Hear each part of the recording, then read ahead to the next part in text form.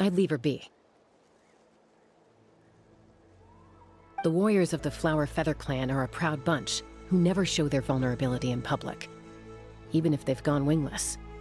Oh, Chaska? Good to see you again, Traveler and Paimon. Before we carry on, let's get a little further away before Koyer notices us.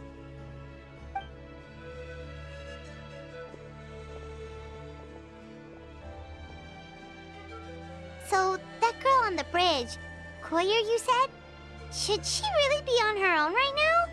With the mental state she's in, it just seems risky. Don't worry. That's exactly why I'm here. Elder Alpa sent me to keep an eye on her.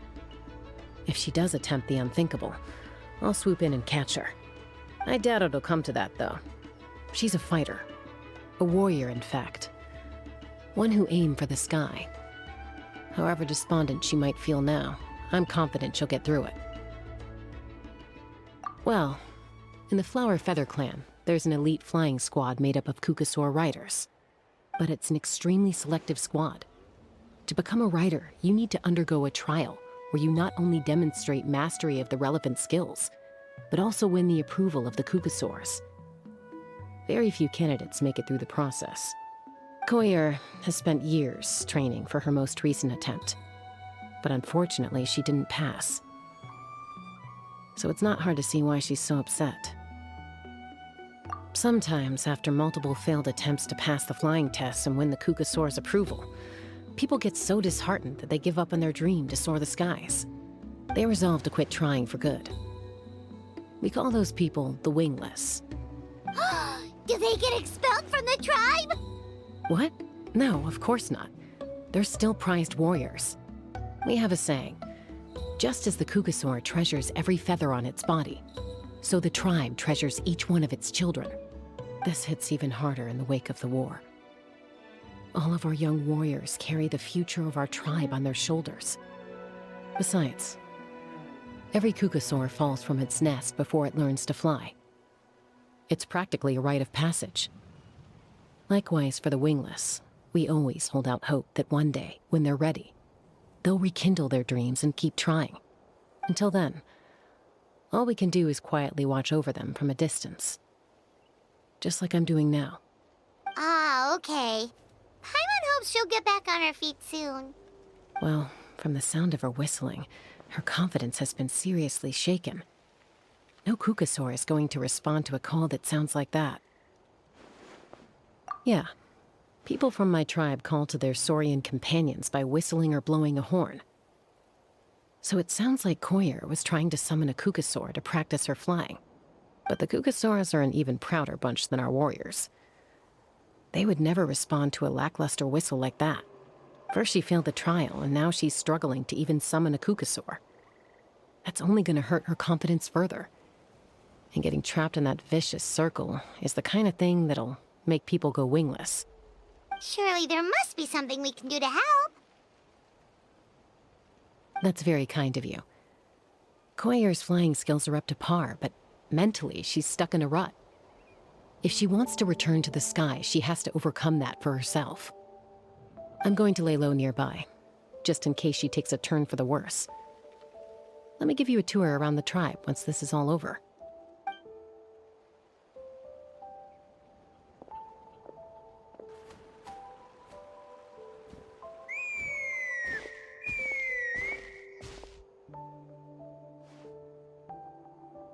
Koyer still isn't giving up. Even though Chaska said that she has to do this by herself, Paimon can't help feeling like maybe we can nudge her in the right direction.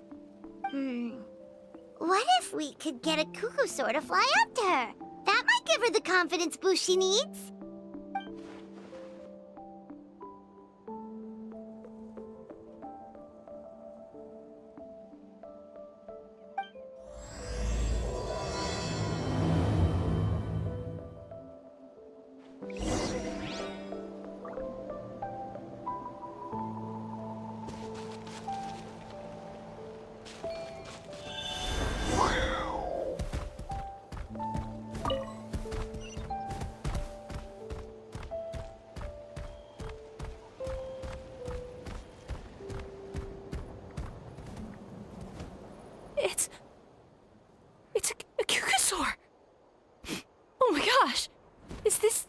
happening? I did it! I summoned one! I was beginning to think you'd all given up on me completely. Thank you. Oh, thank you.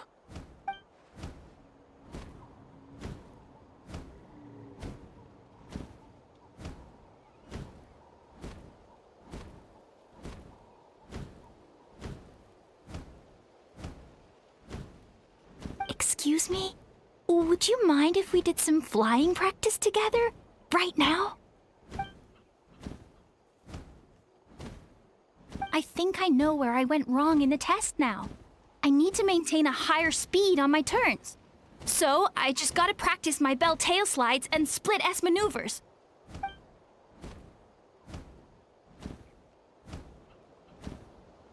Also, I really want to try some stall turns and cobra maneuvers.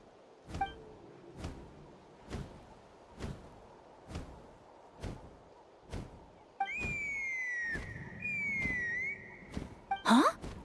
That sounded like a whistle. Is someone else trying to summon a Kukasaur? Hey! Wait! Wait!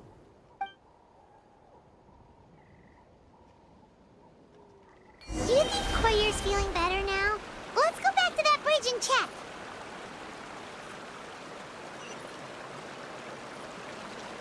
Yeah.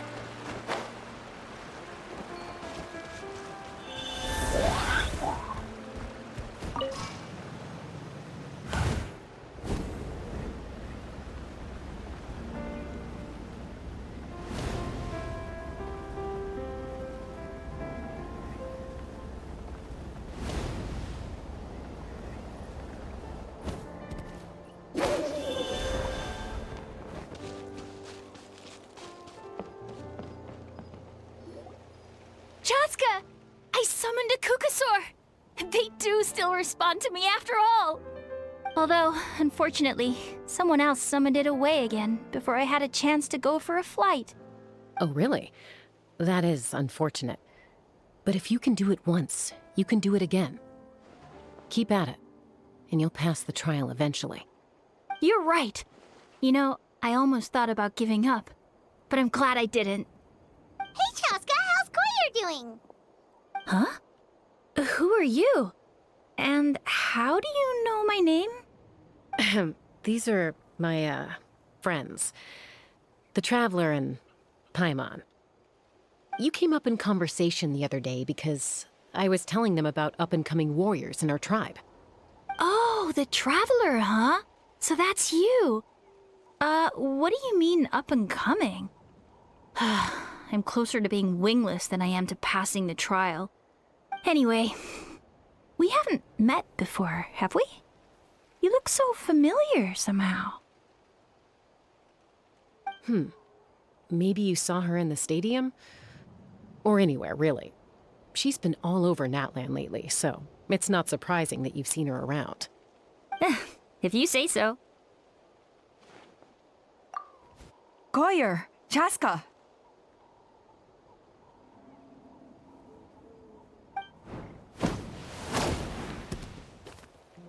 Here you are. I've been looking everywhere for you two. Oh, Elder Alpa! What's the matter? I thought I should tell you myself. We're going to redo the flying trials. Redo them? How come? This is so unexpected. And I can't believe you came out here just to tell us that in person. It's embarrassing to admit, but due to time constraints, we didn't do a proper inspection of the arena before the last round of trials began. Then we started to notice many candidates performing worse than expected. So we redid the inspection afterwards and found a number of issues which likely impacted candidate performance. This was entirely our mistake, and I apologize unreservedly. I know it doesn't make up for it, but I thought bringing you this message in person was the least I could do. Oh, okay. Chaska, these people you're with, are they the Traveler and Paimon? Huh? You've heard of us? I have indeed. Gathering intel is an essential part of being a warrior. Plus, you've already made quite a name for yourself in Natlan.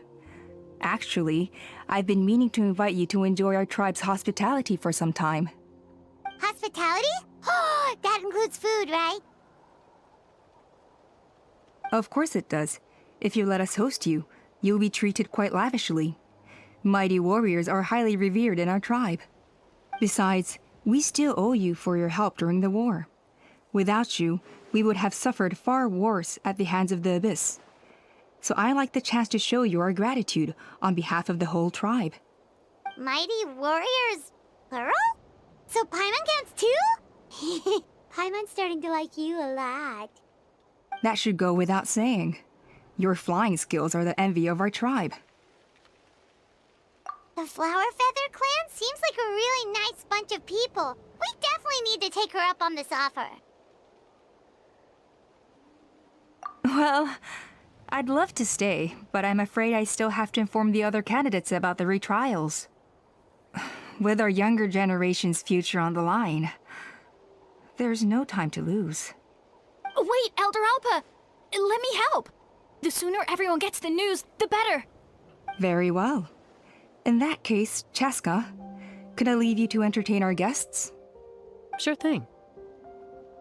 Okay. Let's meet by the Obsidian Totem Pole later. Koyer, let's get going. Okay.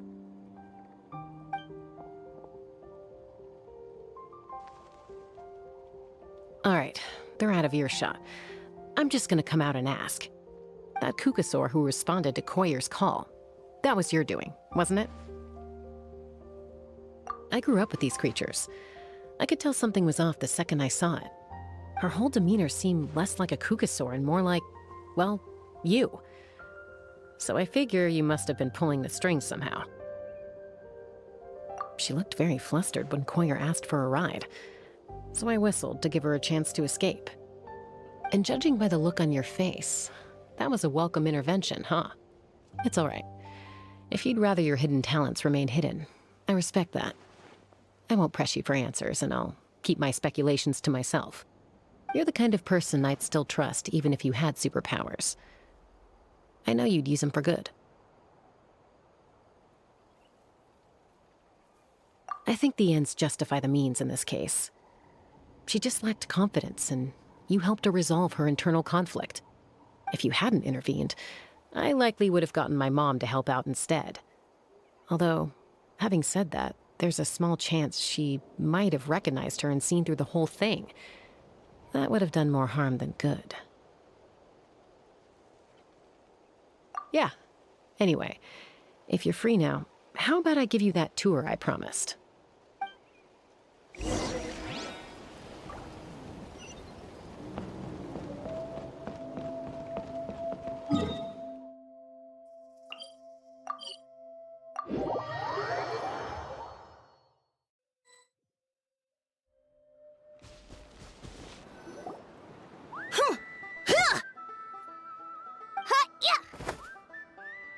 Ready? I'm gonna get you! Uh-oh. Are they fighting? Should we try and break them up? They're fine. Just doing their daily combat training.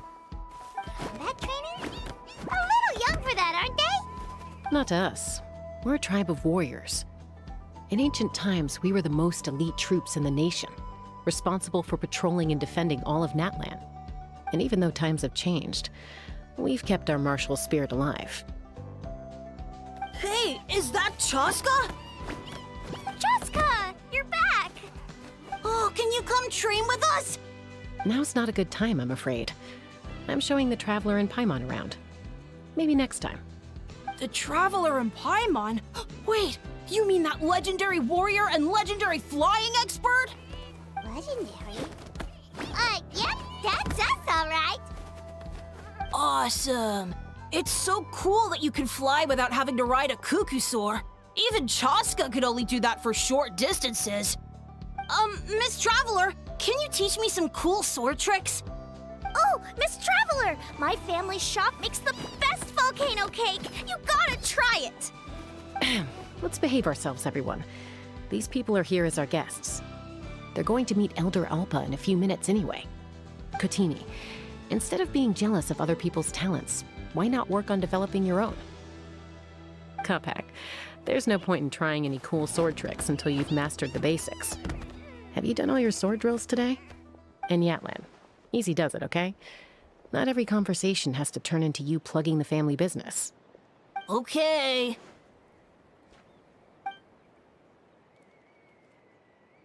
Sorry about those kids. They just got overexcited when they heard your name. Hope it didn't bother you too much. This is a volcano cake that Yatlan forced into my hands. She said to think of it as an apology gift. Whoa, it smells amazing! Traveler, you want some? That's good. Yatlan will be thrilled. By the way, Chaska, those kids really adore you. You're way better with them than Paimon expected. Paimon figured you'd be more... aloof, maybe? Aloof, huh? Well, to be fair, there was a period when I was like that. Around the time when I first joined the tribe. But it's a terrible attitude to have as a peacemaker. It tends to turn situations that could have had a peaceful resolution into a stalemate that can only be resolved by force. Yep, exactly. As long as other options are available, I try to avoid that at all costs. Someone once told me that peace imposed by force will crumble in a matter of days. But peace achieved through genuine dialogue actually benefits both sides, even if sometimes the parties are only willing to negotiate because they're both armed to the teeth. That's true. Hey, Chaska! Uncle Cusco knows you're back, and he's coming to get you. Oh, thanks. Traveler, Paimon, got a dash. I'll meet you at the totem pole up ahead. You can't miss it. It sticks out like a sore thumb. Wait, are you running away? First rule of conflict resolution? Grab the fan and run before the you-know-what hits. Trust Chaska to make even running away sound cool. Sorry about this. Just stall him for me, okay? I'll explain everything later.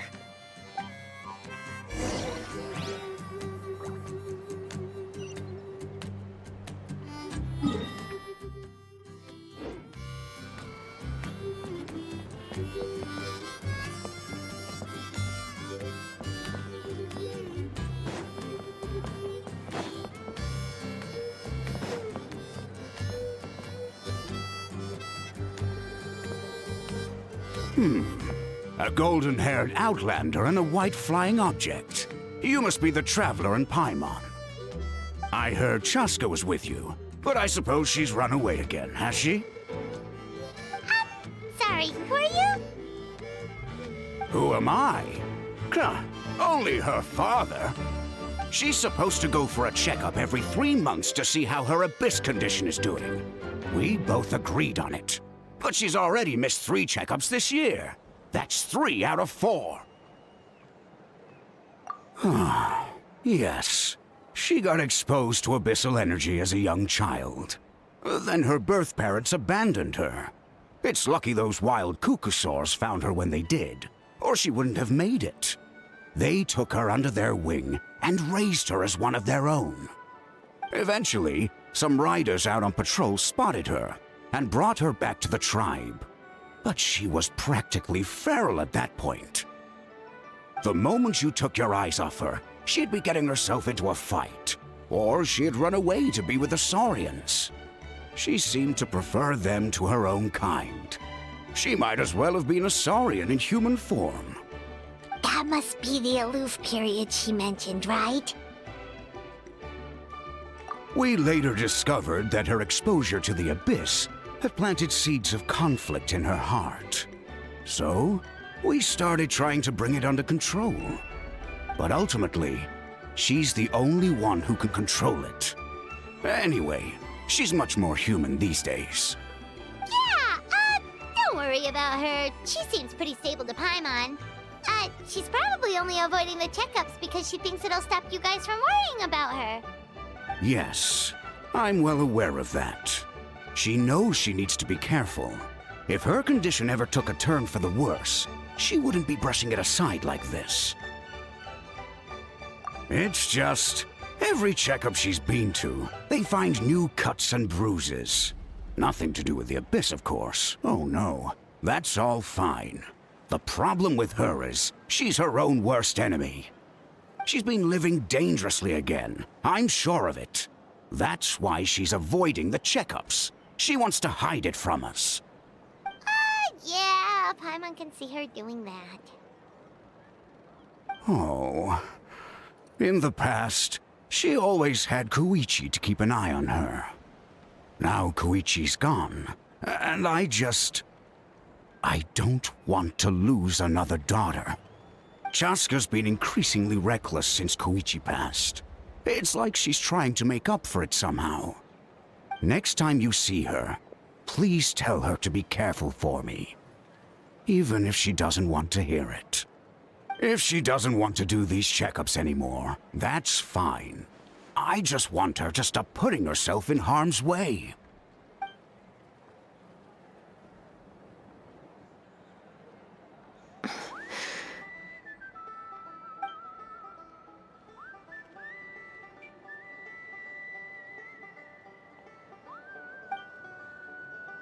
Whoa, where did the time go? We should be back up with Chaska before it gets any later. To get to the totem pole, we need to head north, right?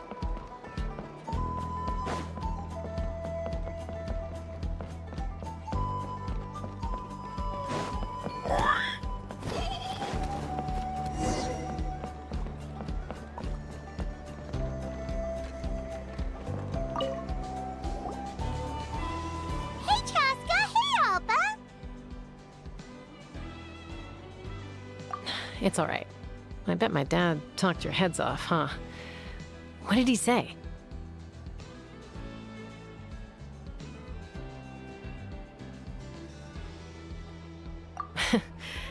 I was sometimes a little impulsive back then. That's putting it mildly. The memories. It feels like it was only yesterday when we brought you back and had Cusco and his family take you in. Back then, no one imagined this feral child would grow up to be the strongest warrior of the Flower Feather clan. Huh? You were the one that brought Chaska back to the tribe? That's right. Elder Alpa was already a veteran rider by then. She spotted me while patrolling from the skies and tracked down my Kukasaur mom. Mom agreed it was time I tried to re-enter human society. But I didn't know the first thing about being civilized. I clashed with everyone who had to deal with me. And look at you now, renowned throughout the land as a peacemaker. How time flies. When the day comes that I can't fly anymore, it will be up to you to look after our tribe and our flying squad. You know me, though. I'm not a natural commander. I'm better off as a lone wolf on the front line. So stick it out at least a few more years, okay? Give Koyer and the others time to come into their own. Oh, stop. Wait, so isn't the leader just the strongest warrior in the tribe? At least Paimon figured that's how your tribe would work. Strength is certainly a core tenet in the Flower Feather clan. But strength means far more than martial prowess alone. If it all came down to individual strength, I'd struggle to call myself a warrior, let alone a member of the flying squad. Any fighter in the tribe could take me down. Well, sorry to disappoint you. It was something I aspired to at one point. So much so that I went adventuring in the Cinder City, Ochkanatlan, to try and prove myself. But it was foolish of me. I wasn't ready. I came back empty-handed and seriously injured. The fact that I survived was something, I suppose. But after that, I never seriously considered myself a strong fighter. And yet, you still managed to become the leader of the flying squad, thanks to your experience and determination. All while battling those old injuries. Don't you think that's a display of strength in its own right? Let's shelve this discussion for now. Traveler, Paimon, there are some simple refreshments on the table. Please help yourselves. Yes! Paimon was waiting for that part!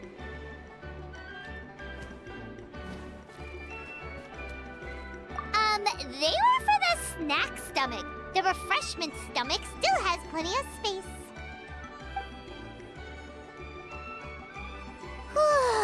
Paimon is so full. Well, if you're enjoying our hospitality, feel free to stay with us as long as you like. Elder Alba? Something's come up.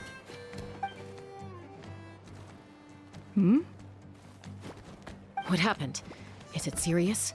Shall I deal with it? It's... Some merchants showed up, not from our tribe. They said they're here to discuss some potential collaboration with us. Why now? This is terrible timing.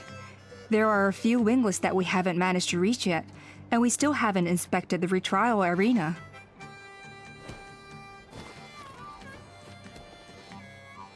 Let me handle the other errands while you meet with the merchants. You shouldn't be trying to do everything at your age. You should help too. Seems only fair after all that food we ate.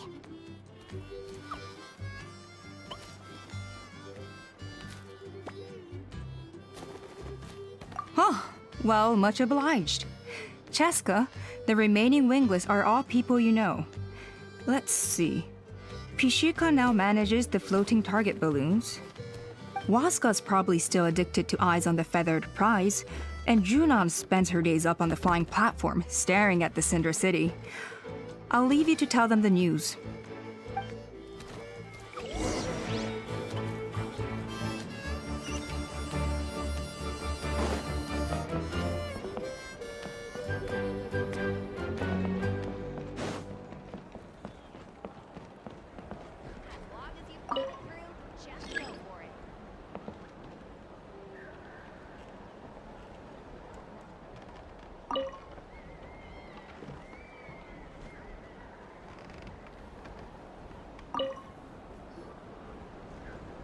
Are you sure you don't want to reconsider, Pashika?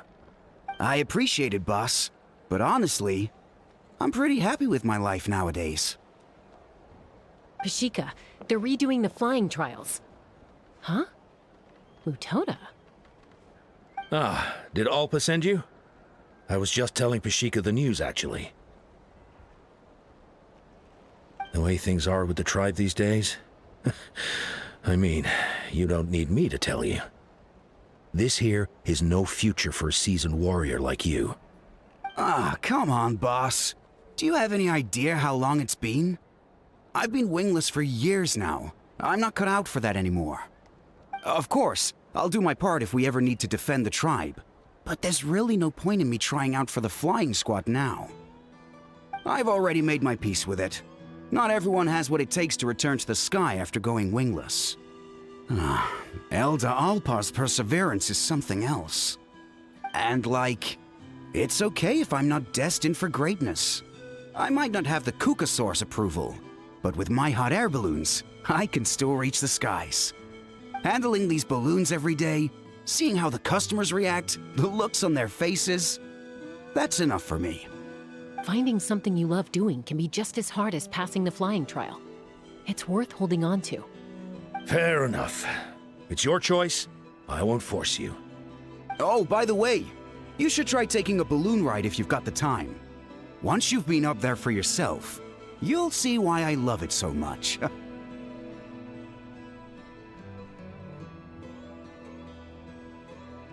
No problem. If you ever want to give it a try, you know where to find me.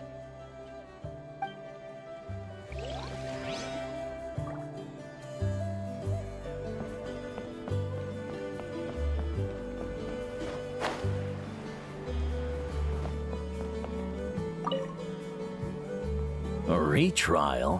What's the point? I pretty much treat life like it's a game. No Kukasaur is ever going to approve of that, no matter how many times I try. Waskar, I can assure you, Kukasaurs wouldn't judge you for something like that.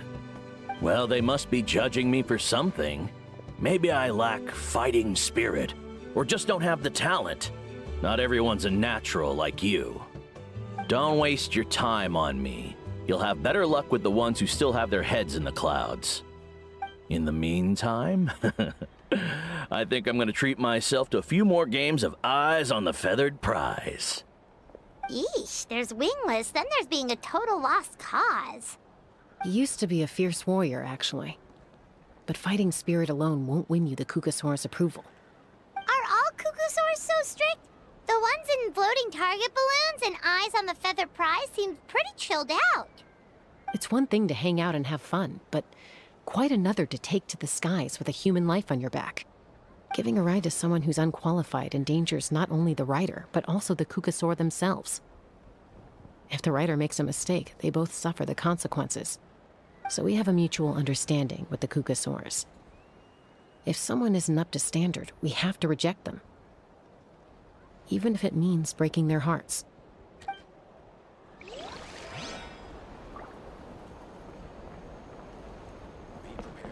Carving waves!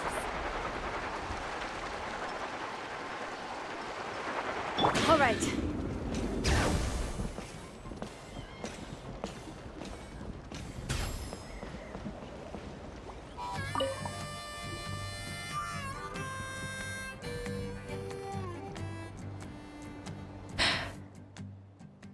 Hey, Junan. Gazing out at Tlalocan again, huh? Chaska? What are you doing here? Is something up?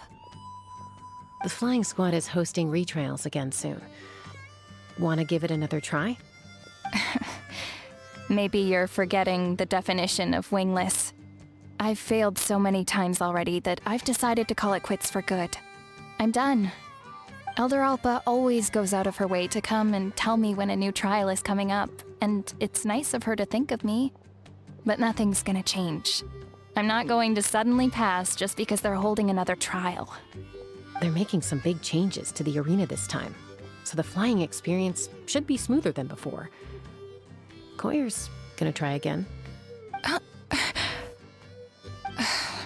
No, forget it. If I was genuinely good enough to make the squad, the location shouldn't affect my chances. A true rider can fly confidently whatever the conditions, like you and Elder Alpa. Junan! They're redoing the... Huh? Chaska and the Traveler. You're already here. I guess they told you already then. Come on, let's go train together.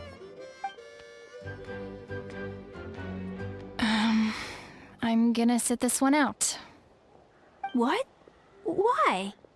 But you've always looked up to Elder Alpa. She went wingless after her injury and spent years drifting, but even she came back and made it in the end. If she can do it, why can't you? I mean, I don't have that kind of perseverance. And besides, the last thing I want to do is fail in front of her yet again. Oh, come on. You know you don't need to worry about that. All right, well, how about we just treat this as you being my mentor? Then will you train with me? I mean... Enough umming and ahhing. Let's just get up in the air and figure it out as we go. Wait! Hold on, slow down! I can't keep up! Well, that's one way to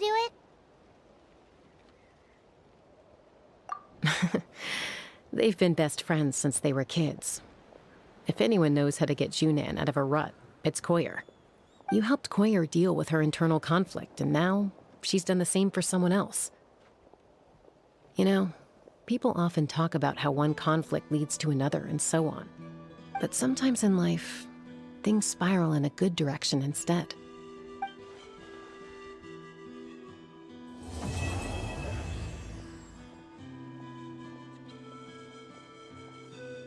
We've notified all the Wingless on the list now, right?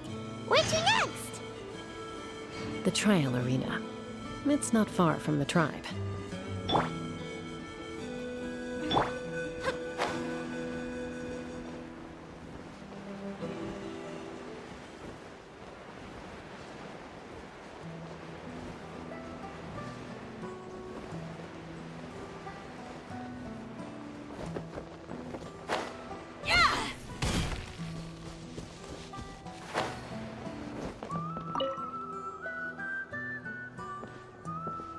Oh, hey there, Chaska. Did Elder Alpa send you? Yeah, she's got other things on her plate right now. How are things looking here? Well, the inspection revealed numerous blockages all over the trial arena. It looks like they're the result of ley line disorders caused by repeat abyss invasions. Theoretically, we just need to clear those obstacles, and the arena will fill up with gaseous phlogiston again. But that's proving difficult to achieve in practice, for all sorts of reasons. Why don't you head on down and check things out for yourself? Feel free to ask the staff for more details.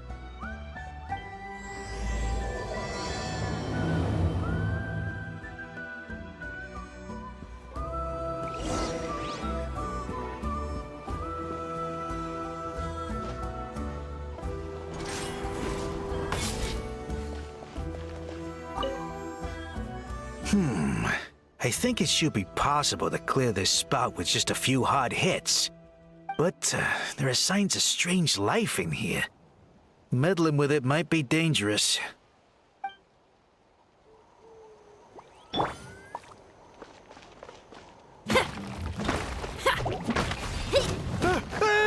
Monsters!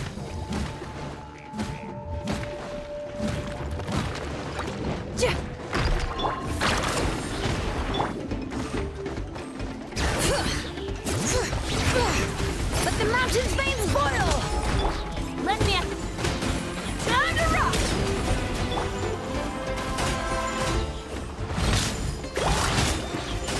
Let's ride! I thought I was done for. Oh, this spout should be good now. Thank you very much.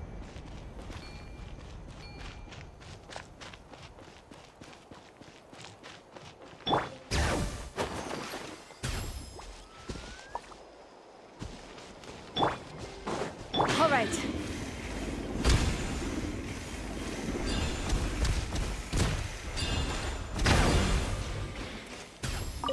How strange. Why is there so much solid phlogiston here? Well, could be from the Children of Echoes. Maybe it got swept up here due to the ley line disturbances? And I did see those strange markings on the cliff. I can't think of a way to resolve this. Short of going all the way to the Children of Echoes to borrow it to Petlisaur.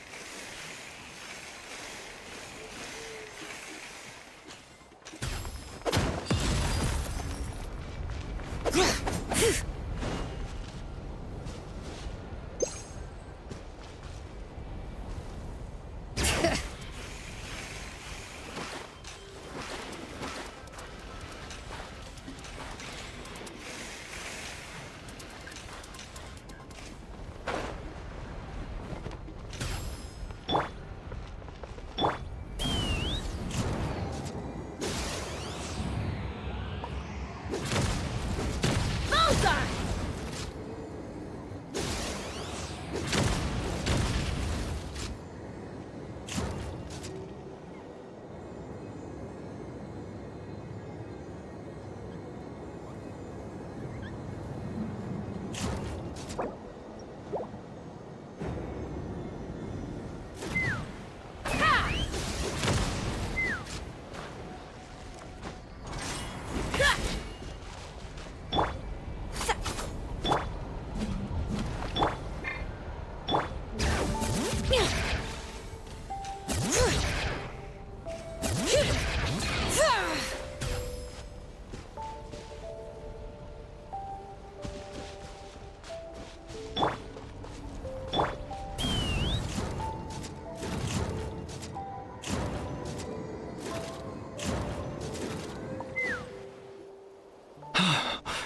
are you here to help? Thank goodness. There's no way I could do all this by myself. So the blockage here has to be cleared using a special bomb, but carrying explosives up that steep slope would be a recipe for disaster. If I dropped it or slipped and fell, I'd be blown to bits in an instant. So, my plan was to transport the bomb to the other side, then send it over in a hot air balloon.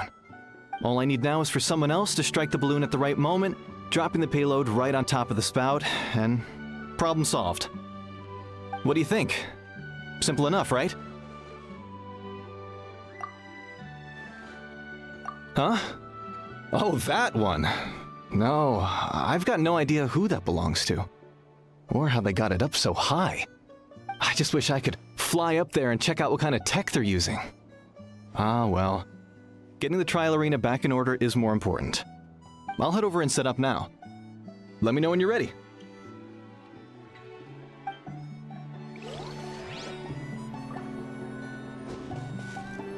All right! Get ready!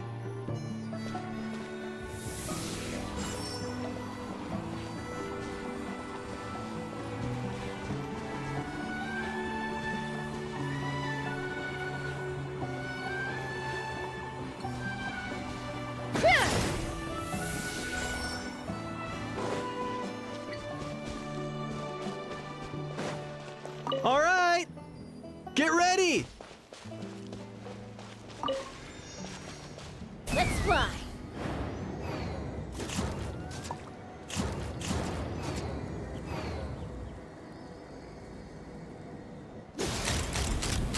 Open fire!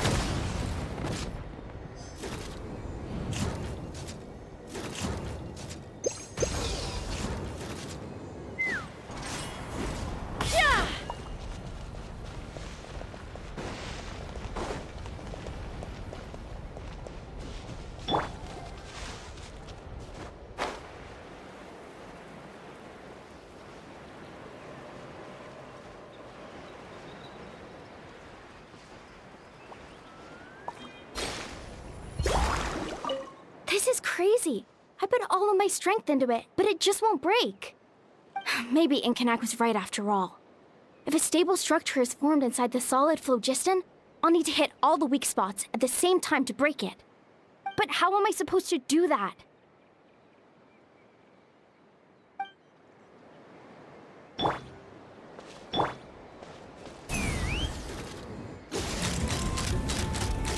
Gaseous phlogiston is being replenished.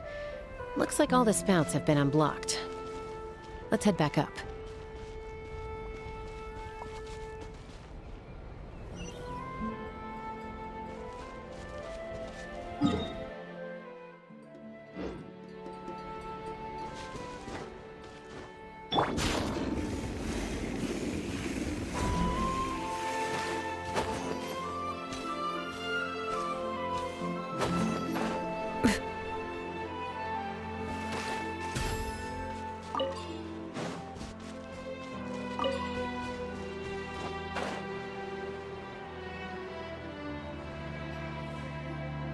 Wow, you took care of everything in no time at all.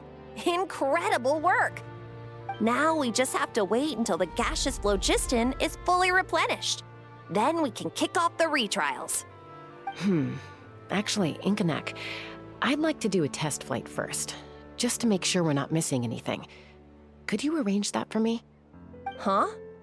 But you only just finished getting the arena ready. There could still be other hazards we're unaware of. All the more reason to have me test it out.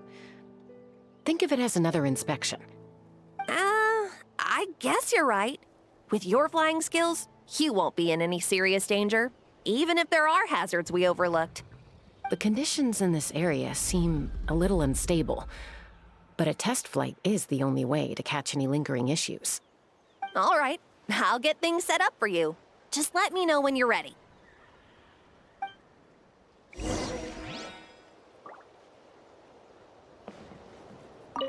Are you ready? This should be a piece of cake for Chaska, but still, try to be careful. All right, then spread your wings and fly.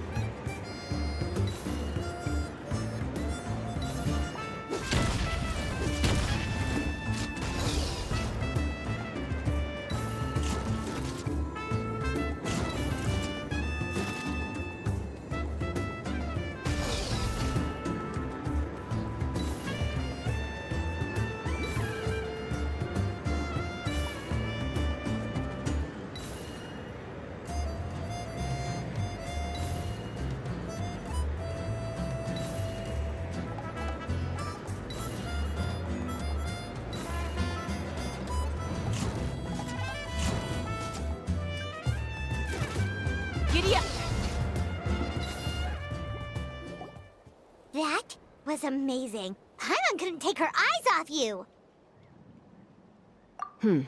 No, nothing major. Give it a few days, and we should be able to conduct the trials. Help! Help me! You're from the Flower Feather clan, right? Please, come quick, you've got to help us! Catch your breath first. What's the situation? We got attacked by a Kukusaur. My friends are still stranded in the middle of the road with the goods we were transporting. Please, I'm begging you, save them! Huh? Are Kukusaurs really that aggressive? Do they usually attack groups of people unprovoked? Not in my experience, but there are exceptions to every rule. Let's go check it out.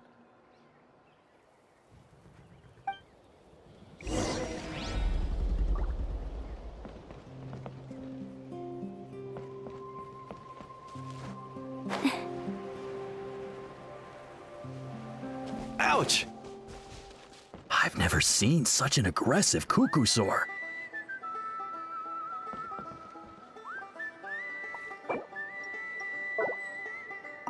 Ouch! I've never seen such an aggressive Kukusaur!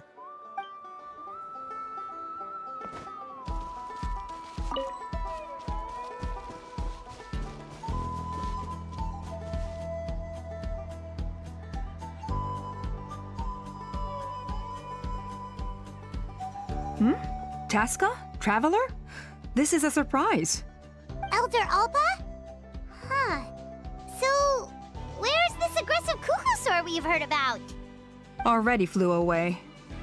Looks like it backed off once it realized that reinforcements were coming. So why do you think it attacked these people in the first place? Was it after the food? No. These merchants are even transporting food. Ah! Thank goodness! The phlogiston wings are intact! Phlogiston wings. Thank you so much for coming to our rescue.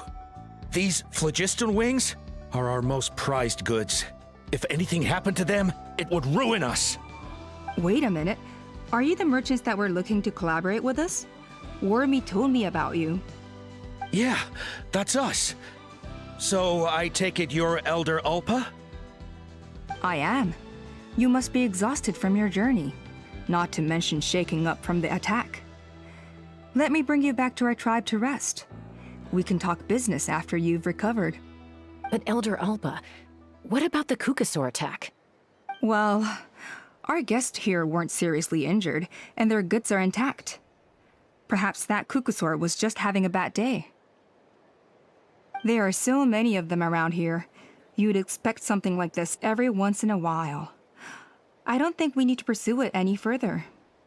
More importantly, how are the preparations for the flying trials going? Is everything in order over at the arena? Huh? Did you say flying trials? What a coincidence! Sounds like a perfect use case for our phlogiston wings. You'll be pleasantly surprised by what they can do. Oh, really? Now I'm intrigued. Well then, let's forget all about this Kukusaur attack for now. We have some serious business to discuss.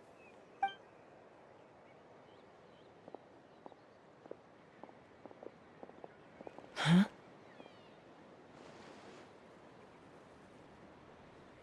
So that's it? That all went smoother than expected. Well, guess we'd better get going. Huh? Chaska?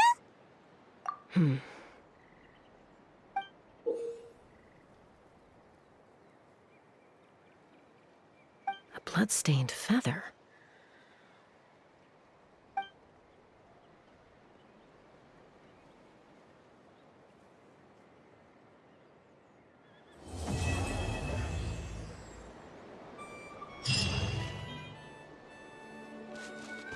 The Flower Feather Clan should be about ready to hold the new flying trials by now. Let's go check it out.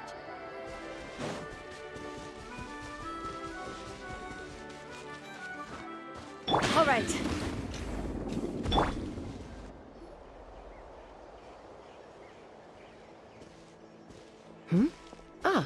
Traveler and Paimon.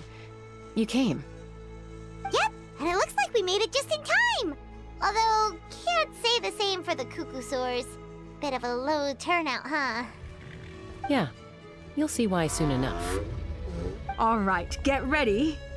3, 2, 1, fly! Whoa! We're really flying! I feel light as a feather. I'm flying without a Cuckoosaur.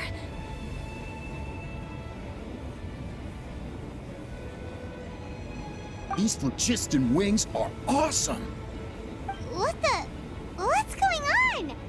Paimon can barely believe her eyes. How did they fly all on their own? The merchants we ran into that day were selling a product called phlogiston wings. It's a flying machine worn on the back. To operate it, you just use a handheld trackball that controls the flow of gaseous phlogiston. That's incredible. Yeah, if our tribe, well, if Natlan mass adopted this technology, it would revolutionize our mobility and responsiveness in times of crisis. Just think of the countless tragedies that could be averted. I feel like I'm dreaming. Did I really just fly on my own without the help of a Cuckoosaur? You'd better believe it! Plus, you just passed a flying trial! Right, Elder Alpa? Elder Alpa? Should this really count as a pass? If we did the trial using phlogiston wings? Why not? The scoring rubric is about flying performance. It doesn't specifically say you have to ride a Cuckoosaur, does it? Yeah, maybe, but... I mean, even Chaska had to ride a Cuckoosaur in a trial, right? And the whole point of the trial is to test both your flying technique and your ability to work with a Saurian companion. Well, if we can fly by ourselves, maybe we don't need to test the ladder anymore. Chaska, Traveler, what are your thoughts on this new invention?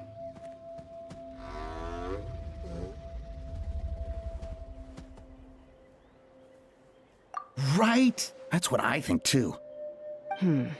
I agree that they have strategic value, but I don't think it makes any sense to evaluate candidates by the current testing standards if they're using phlogiston wings. Why? Shunan finally mustered the courage to go through with this, and now you're saying it doesn't count? We don't have any experience using these wings in battle, nor is it immediately obvious how to incorporate them into the existing systems in our tribe.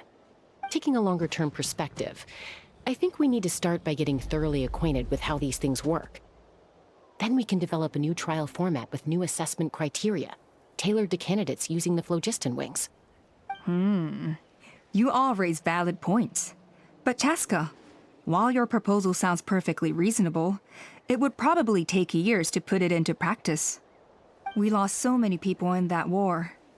These phlogiston wings could be exactly what we need to strengthen our forces and boost morale in this trying time. And as for real-world battle experience, there will be plenty of opportunities to gain that. I have high hopes for you, Junon. Huh? Hey, stop staring into space! Say thank you! Oh, thank you. Thank you, Elder Alpa. You have nothing to thank me for. Remember, the way you got your wings back was by relying on yourself. Oh, Elder Alpa! Bad news! Cuckoosaurs are attacking the merchants again! Again? Okay, everyone, stay put while I... Huh?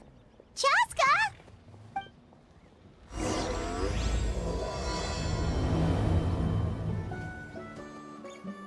Why did Chaska rush off like that? And then Elder Alpa and the others too? Anyway, let's go see what this is all about.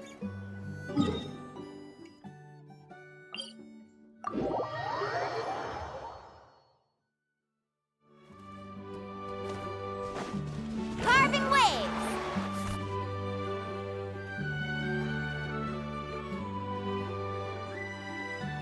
Oh, it's back! It found us again!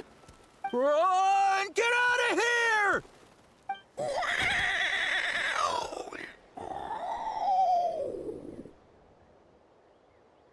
Curses! She's really riled up this time. Hey! Stop running! We'll never outrun a creature with wings! Get back here and let's fight!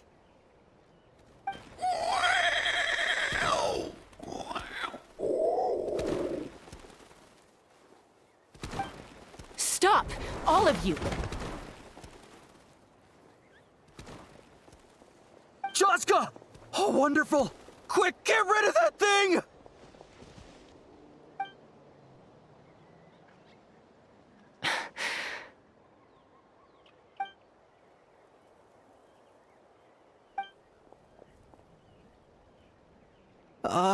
What's going on? Why isn't she doing anything? So it really is you. Sister. Wait, sister? That Kukusaur is Chaska's sister?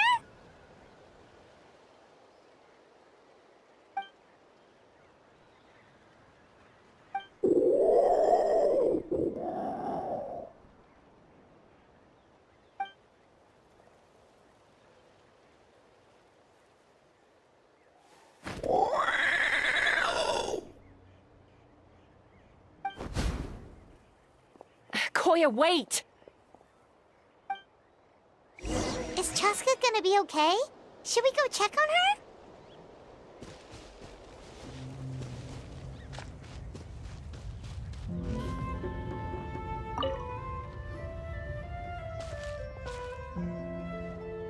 Chaska, are you okay? I'm fine. Sorry for making you worry. No point. She's an expert at hiding her tracks. Once she's shaken you off, you'll never catch up to her. At least, I always used to lose to her at hide-and-seek when we were kids. Well, yeah. You know I was raised by Kukusaurs. Anyway, she and I grew up in the nest together. Her name's Koya, and she's my big sister. We played together all the time, chasing each other through treetops or mountaintops. It felt like it would go on that way forever. Until the day I was sent back to live with the humans. Not all Kukusaurs are friendly towards people. Koya, for instance, she's fine with me because we grew up around each other, but she's not fond of other humans. When Mom decided to send me away, Koya strongly protested, and after I left, she became more and more reluctant to interact with humans. Maybe she thinks that humans stole you away from her. It's a possibility, but in any case, we still stayed best friends at first. I had a hard time adjusting to life in the tribe, so whenever something went wrong, I'd run off into the wild and vent to Koya. Ah, so that's what Uncle Cusco was talking about. He said you seemed to prefer hanging out with Saurians to your own kind back then. Yeah, I did. But then, gradually, everything changed. With a new mom and dad, a new tribe, and Koichi, I started getting curious about these humans, and made an effort to understand their behavior. The more time I spent with them, the less I spent with Koya. And then, one day, it was Koya's turn to leave the nest. She sought me out and asked if I was willing to leave the tribe and go live in the wilderness with her. As far as I can remember, that was the first time she ever approached a human settlement on purpose. So, how did you answer her? Well, I wouldn't be standing here talking to you if I'd said yes. No, I was torn. On the one hand, I'd already made up my mind to embrace my new family and accept my human identity. But I also knew that Koya wasn't a fan of humans, and I didn't want to disappoint her. She took my hesitation as an answer. She saw it as a personal betrayal, threw a huge fit, and then flew off. We hadn't seen each other since, well, until today. Not for a lack of trying, though. I tried asking Mom where Koya's new nest was so I could talk things out with her. but Koya had already asked Mom not to tell me where she'd moved to. It must be hard for Mom, being stuck between her two daughters. So I didn't press the issue. And I didn't go looking for her. If things carry on like this, I need to make sure I find her before anyone else, even if she doesn't want to see me. For now, let's bring the wounded back to the tribe, and see what Mutota and Elder Alba have in mind.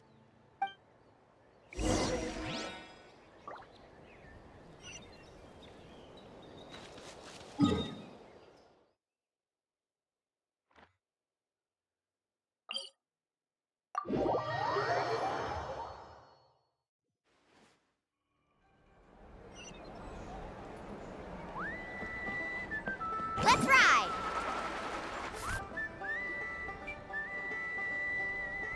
So, I hear there's been another Kukasaur attack. Ha! I knew it! They're wild animals, and they can't be trusted. Hey, show a little respect. The Kukasaurs are our partners. Maybe in the flying squad, but they don't give a hoot about the rest of us.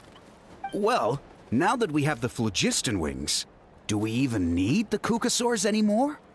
Are you kidding? How are we supposed to protect our tribe without them? I didn't mean it like that. Huh? Protect our tribe? Or are you just scared that your precious flying squad will lose its prestigious position? You take that back! Things are changing so quickly. Chaska, there's a conflict emerging there. Aren't you going to nip it in the bud? The whole tribe's talking about this now. Breaking up a single fight won't solve anything. The real source of conflict here is the phlogiston wings, and what happened with Koya. On any other day, people would just brush this attack aside. After all, clashes between wild Kukasaurs and humans are no more common than those between people. But now that the phlogiston wings have entered the equation, it's sparked a debate over whether our tribe needs the Kukasaurs at all. I worry that we risk repeating the mistakes of the Cinder City. Back then, Lord Ochkon's hatred of the Saurians nearly destroyed the peace forged by the Pyro Archon. Chaska, to prevent things from deteriorating further, I'd like to task you with restoring peace to the tribe. I will. Traveler, you've already done so much for Natlan, and the Flower Feather clan has no right to ask more of you. But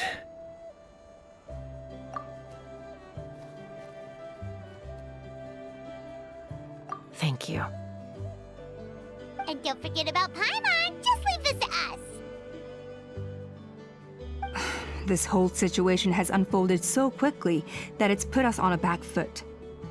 To tell the truth, it makes me a little suspicious. You think someone might have orchestrated all this? It's possible. Leave it with me. I'll look into it. Also, Chaska, could you try to keep a low profile while you're out there digging around? We don't want to give our hand away. I'll do my best. Okay, so where should we start? This all began with Koya's attacks. If we can find out what led her to do it, that should give us something to work with. Unlikely. Given how she reacted when I showed up, I don't think she's forgiven me. If you want to resolve a conflict through dialogue, sometimes you need a third-party facilitator. Let's go see my mom.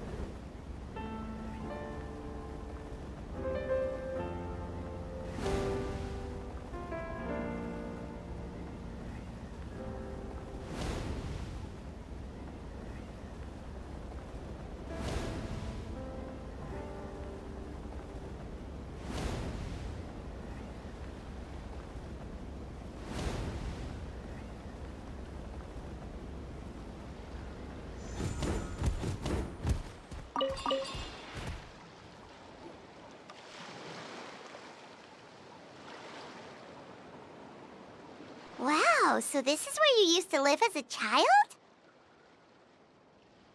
Mm-hmm. When I was little, we used to do this thing where I'd jump from the top of this tree, and Koya would fly over from the platform and catch me in midair. Or sometimes we'd both fly from the treetop together, and then after some aerial maneuvering, she'd throw me up onto that platform. After we got a bit older, we went to the nearby shores looking for even greater heights. Ah! Stop! You're gonna give Paimon a heart attack! Oh, really? I just thought it made a fun story.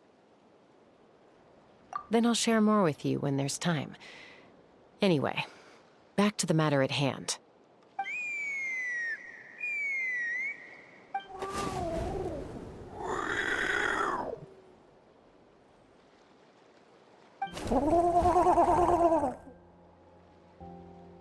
Hey, Mama Bird, I'm back. My last visit was only a week ago, wasn't it? See? I visit you more than I visit Papa Cusco. I brought a couple of friends with me. These are the Traveler and Paimon. Traveler, Paimon, this is my mom. Her name is Chimpu. In the human tongue, anyway.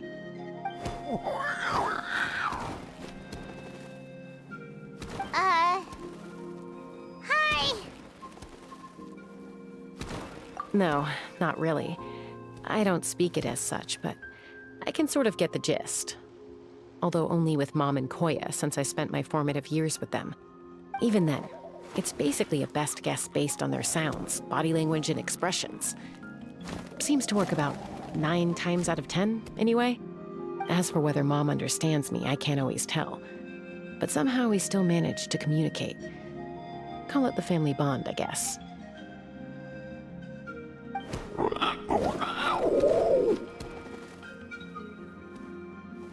Don't worry. I'm doing well, but I think Koya might be in some trouble.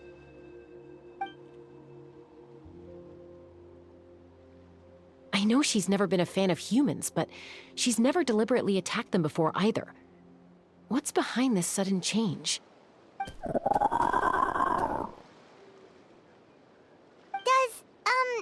Auntie Chimpu know anything? Doesn't look like it. Koya hasn't visited her in a long time. Then, could you please tell me where she's living nowadays? I really need to talk to her. If this animosity between her and the tribe continues, then the next time there's an incident, I don't know if I'll make it there in time.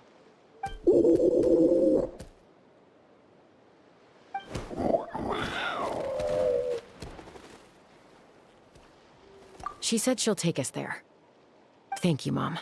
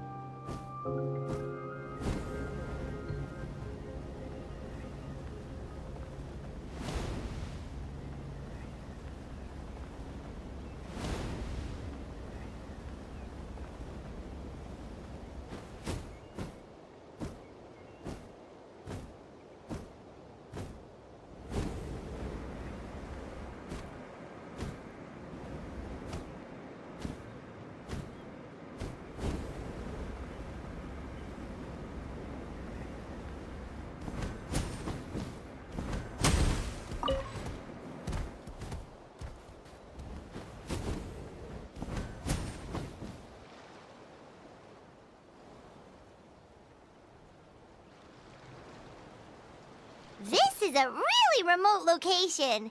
Guess she was trying to get as far away from humans as possible. We stay here? Okay. Got it. Traveler, Paimon. Mom says we should stay out of sight for now. She'll talk to Koya first. Koya is very hostile toward humans right now. So if we show up unannounced, it might just make things worse.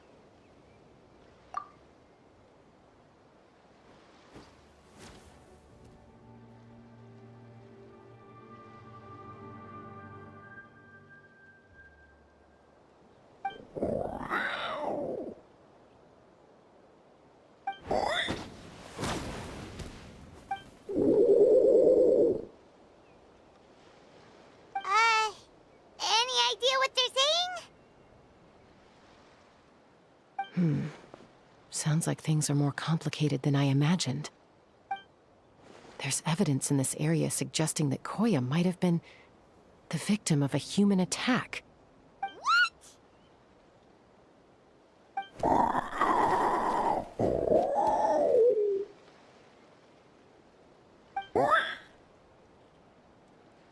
No!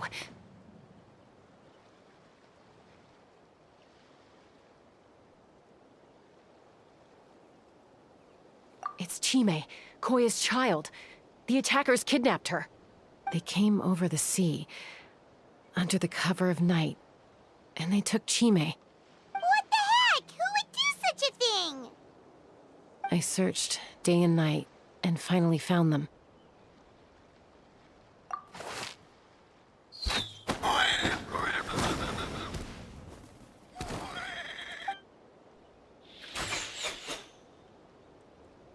Oh, yeah! T'Pol's contraption is working like a charm! Got her in one! Hey, there's another one! Wait, is that the one that got away last time? Who cares? Just get them all! T'Pol pays us per catch!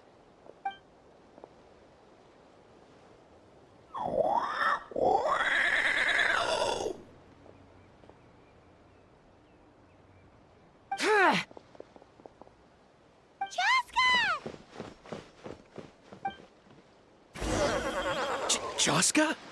How'd you get here? Quick, stop her! Don't you even think about running away!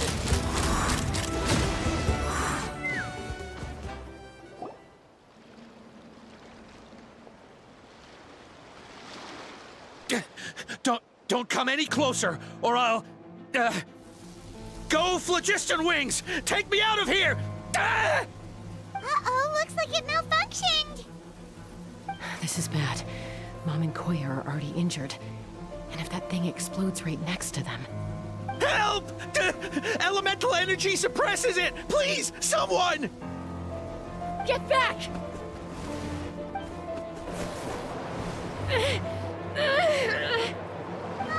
It's still going, and it's getting worse.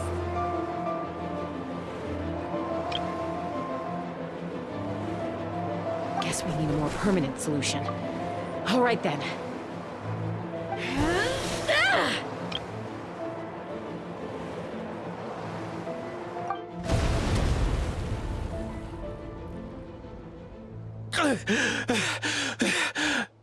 That was too close. I thought I was gonna die.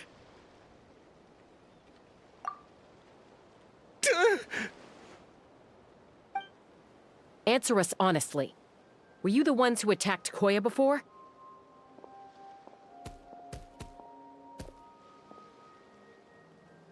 I am... No, it was...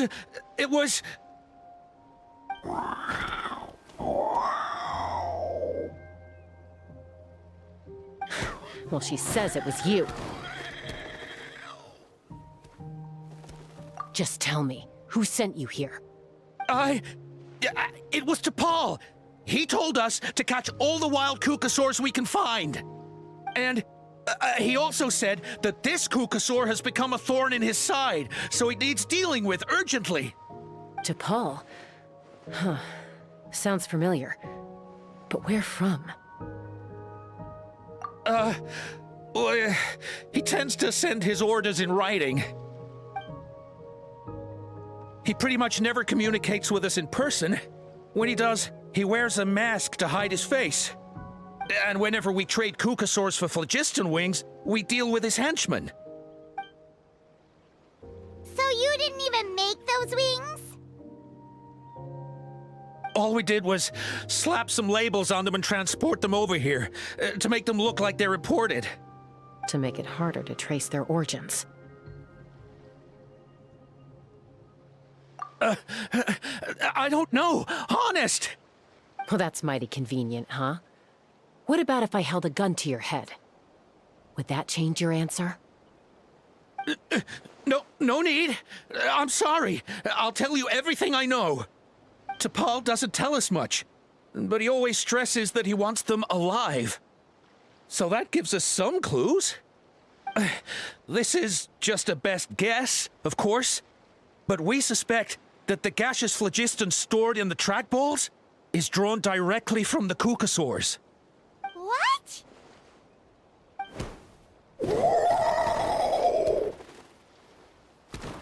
Easy now. You're still injured. Hey, keep talking. Yes, ma'am.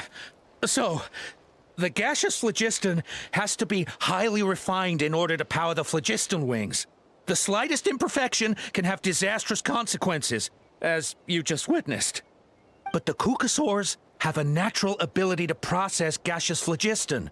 So, if you use them as an intermediary, then...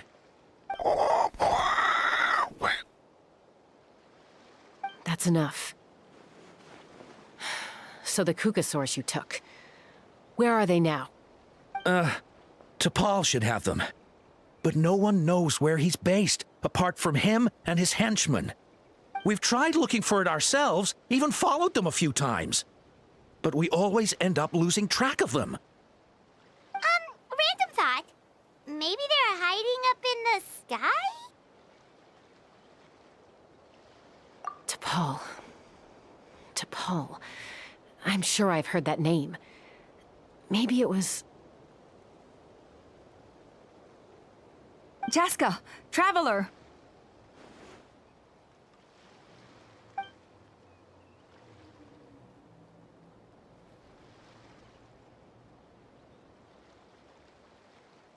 That voice!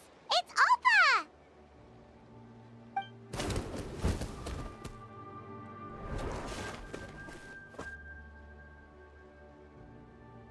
Elder Alpa? What brings you all the way out here? Well, I was patrolling nearby when I heard the sound of an explosion. What's going on?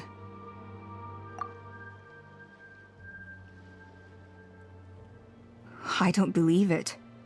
Elder Alpa, does the name T'Pol ring a bell to you? I feel like I've seen it written down before. Maybe in a list of candidates for the flying trials? Huh? So he's a member of your tribe then? No. If he was a member of the Flower Feather Clan, I'd definitely know him.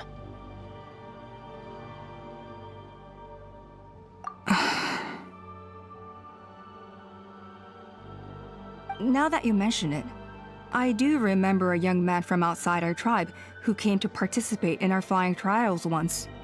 You were away on a mission at the time, which is probably why you don't remember him. He was a craftsman from the Children of Echoes, but he'd always dreamed of soaring the skies, so he wanted to join our flying squad. The Children of Echoes? That's rare. But despite his best efforts, he unfortunately failed to pass the trial and gain the Kukasaur's approval. In the end, he went wingless and returned dejected to the Children of Echoes. Wingless, huh? Maybe he invented the phlogiston wings to get revenge on the Kukasaurs.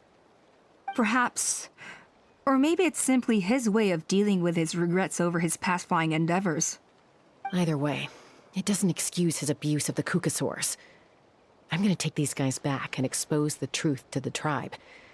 It's time for this conflict to end. Easy, Chaska. Remember what I said about keeping a low profile? The ringleader still hasn't shown himself, and this man's allegation about powering the phlogiston wings with Kukasaurs is only speculation. Bringing these men to the tribe now won't win over any current supporters of the phlogiston wings. In fact, it may even escalate the conflict further. After all, many are mistrustful of the Cuckoosaurs after recent events. Is that why T'Pol waited until now to try to capture my sister? I don't know. I mean, he did tell us to spread negative rumors about the Cuckoosaurs and slip some Mora to anyone opposed to them, but... But Koya only attacked humans because they stole her child! Nevertheless, we will be hard-pressed to change people's minds while emotions are running high. Unless we have irrefutable evidence. Bravo! My thoughts exactly. In the meantime, leave these men with me. I'll escort them back to the tribe. I'll take the other members of their crew into custody too. They won't get another chance to stir up trouble. Fair enough. I guess finding T'Pol is gonna be the key to resolving this conflict. Let's hope the Children of Echoes have some info on him.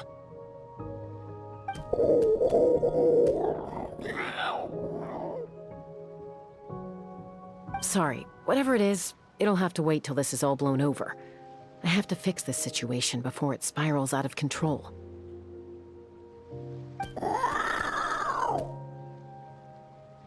Mom, Sis, rest up and get well soon. I gotta fly.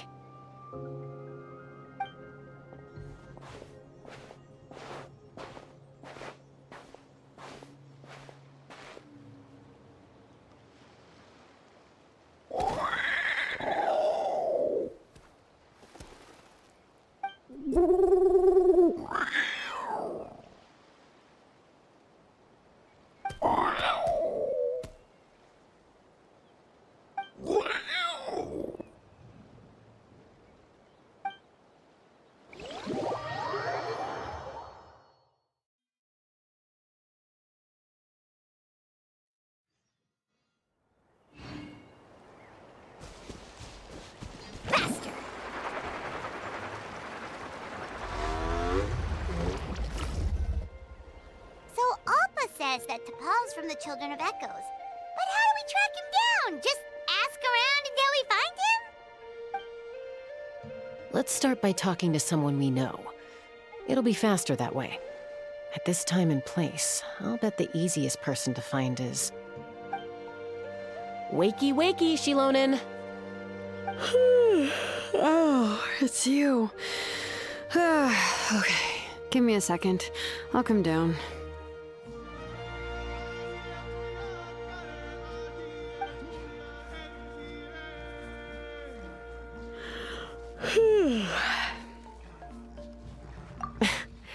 I climb trees to fly further and see farther. I don't usually stop for a nap. Well, we're not all like you. Always full of energy, even after flying around all day. Yeah.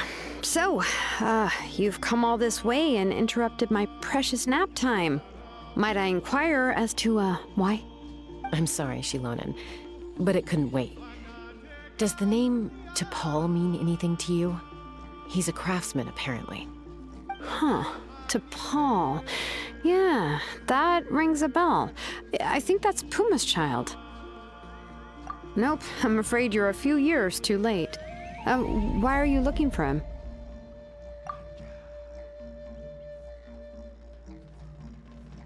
Huh, phlogiston wings. Wow, okay. The kid actually pulled it off. Well, looks like, no more rest for me today. Pulled it off? You mean he's tried making something like this before? Yeah, he started trying to build a flying machine right after he got back from the Flower Feather clan. So right after he went wingless, then. Was this flying machine anything like the gun you made me? You mean your gun that's harder to tame than the proudest Cuckoosaur? No, he wanted to build something that allows anyone to fly freely, even if they're not naturally gifted. But he never got very far back then, though. Blew up his workshop a few times and barely made it out alive. I never really kept up with him after that. His parents traveled a lot in their youth and only returned to the tribe after he was born. But they settled in a remote area and don't interact with other people much. Which means most people in the tribe don't know them very well. Your best bet is to chat to his direct family. I'll go get Puma. Wait for me in front of the workshop. I won't be long.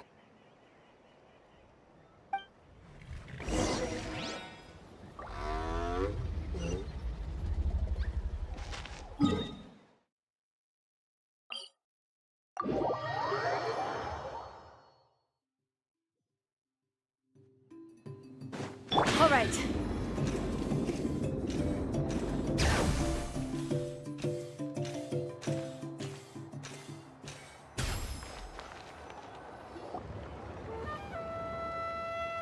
I'm back. Allow me to introduce to Paul's mother, Puma. Hello, Oh, save the pleasantries. I don't want to spend any longer talking about that boy than I have to. huh? I disowned him long ago. He is no child of mine. All he cared about was his pipe dream of reaching the sky. Oh, we tried to talk sense into him, but he was obsessed. And then when he left us, he spouted some nonsense about building a workshop in the sky to avoid the constant criticism of us ground dwellers. He left his notebook behind. Whatever questions you have, you can look for them in there. I am done talking about him. He's no son of mine. He never called me Mom anyhow.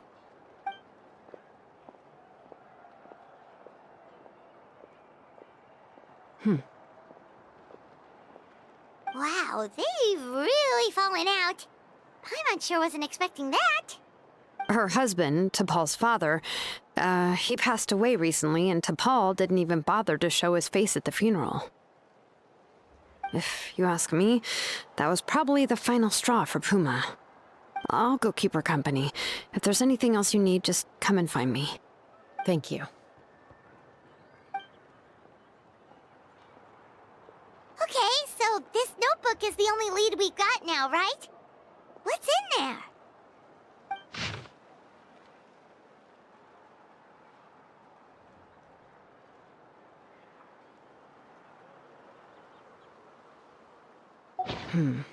Some early designs for the phlogiston wings, and some theorizing about an airborne workshop. Tlalocan, the Cinder City. Looks like that's where he got his technological inspiration from. So, was he serious about the workshop in the sky? But that's such a big project for one person. Do we think he actually pulled it off? Oh, yes. The one from the trial arena that was super high up! That balloon has been there for a while, and everyone's been wondering how it got up there, but what if that's the wrong question? What if it started off even higher up, above the clouds and out of view, and it only descended to its current height due to some kind of malfunction? Part of T'Pol's workshop? Seems likely. If T'Pol's base had been hiding above the clouds this whole time, that would definitely explain why Isidore couldn't find it. I totally called it! But how do we get up there? Chaska, can you even fly that high?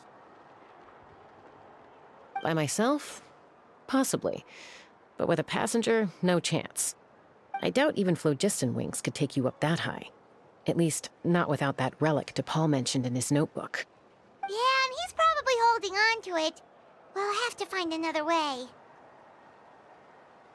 Nope. That's way beyond Paimon's altitude. Also, would you really expect Paimon to go up there and take on T'Pol by herself? Let's not worry. Just because we can't think of a solution doesn't mean no one else can. I'm not the only flying expert in my tribe, you know. Oh, good point. We should go ask Elder Alpa! And Mutoda. He was quite the flying ace back in the day, too. Let's head back and see what they suggest.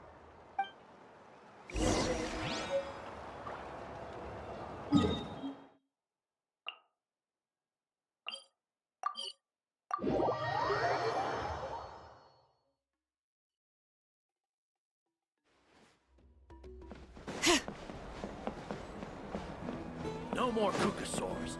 We want phlogiston wings. Without the phlogiston wings. Chaska, you're finally back. Things are getting really tense in the tribe. Have you made any headway with your investigation?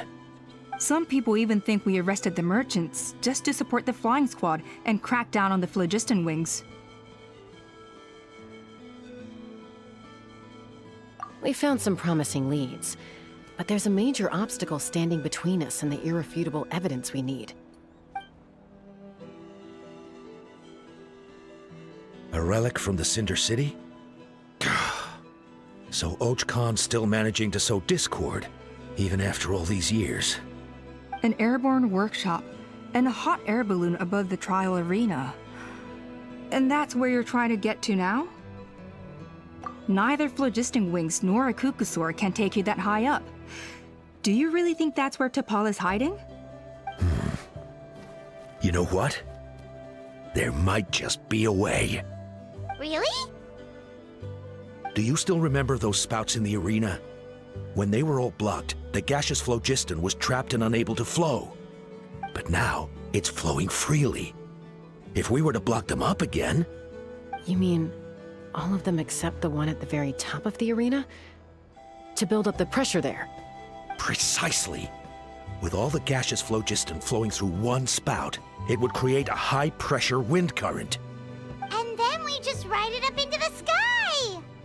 Yes, it has its risks, but with Chaska's abilities, I think she could manage it. It's an extremely risky approach, but I agree that it's feasible. If you want to give it a try, check with Inkanak at the trial grounds. She can explain how to block the spouts. Chaska, if anyone has a hope of seizing this evidence from the high heavens, it is you. Isn't bad-mouthing the Kukusaurs going a step too far?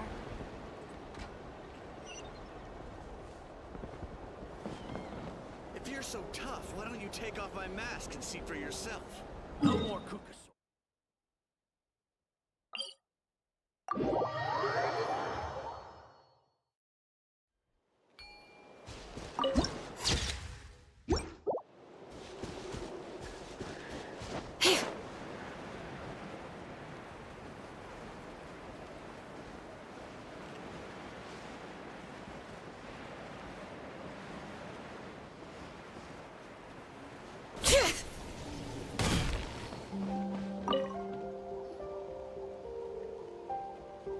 Goodness me, that is a very bold idea. Maybe so, but we have to act fast. What's the quickest way for us to block off the spouts? From a technical perspective, I'd have to advise taking some measurements and carefully planning this out first. But I'm guessing that's not what you want to hear. Then we'll have to take the rough and ready approach. See the solid phlogiston over there? Our prior inspections revealed that some kind of stable structure has formed inside, making it highly damage resistant. It's not without its weak points, but unless they're all struck at the same time, the structural integrity won't be threatened. So, what happens if we do strike them all at once? It'll collapse. Okay, I see where you're going with this. Yeah, you got it. As long as you hit all the weak spots at once from the right angle, the solid phlogiston will fall right on top of the spout and block it up. You're right about rough and ready. Sounds like my kind of plan.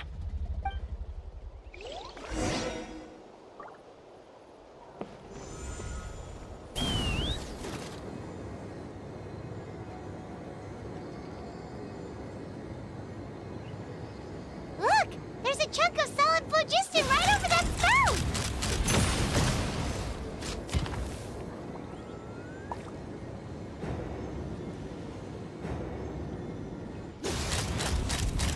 Open fire!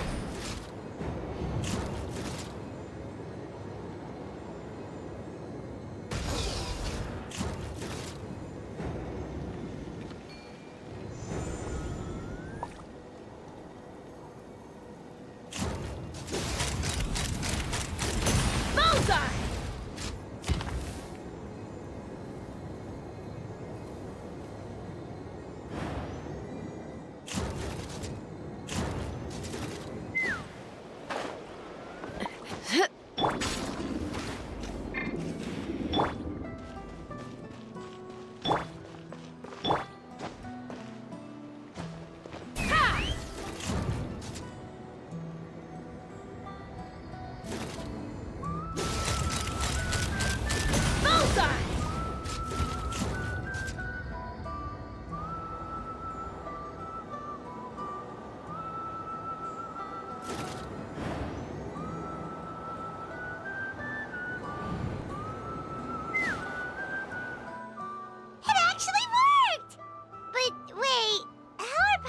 Traveler supposed to get up there? Koya can give you a lift. She's actually been following us this whole time.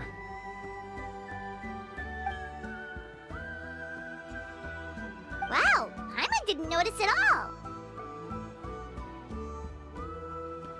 Well, probably because she didn't want to get too close to humans. Or maybe just me. But right now, we need her power.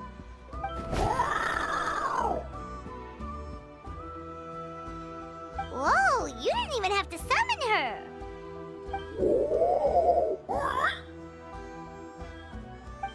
Yes, up there. That's probably where Chime is. All right, let's go have a little talk with this T'Pol.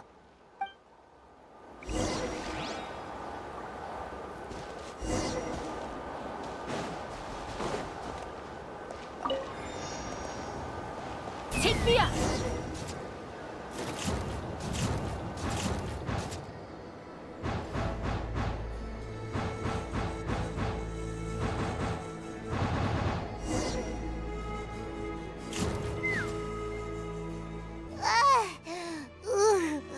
Paimon's never flown that fast before.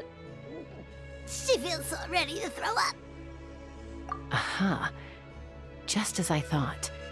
It might look like a regular hot air balloon from the outside, but up close, it's clearly been heavily remodeled. And sure enough, it only descended below the cloud line because the custom-built machinery malfunctioned. I should be able to figure it out with T'Pol's notebook. Thankfully, I know a little DIY from fixing up my guns when they're having issues. That should just about do it. Now all it needs is a nice hard kick. Maybe that works on your guns, but, huh? We're really moving!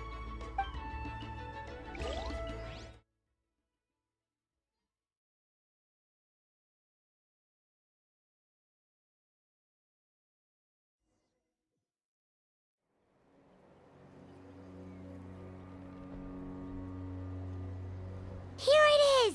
The workshop in the sky! Oh, you gotta see it to believe it.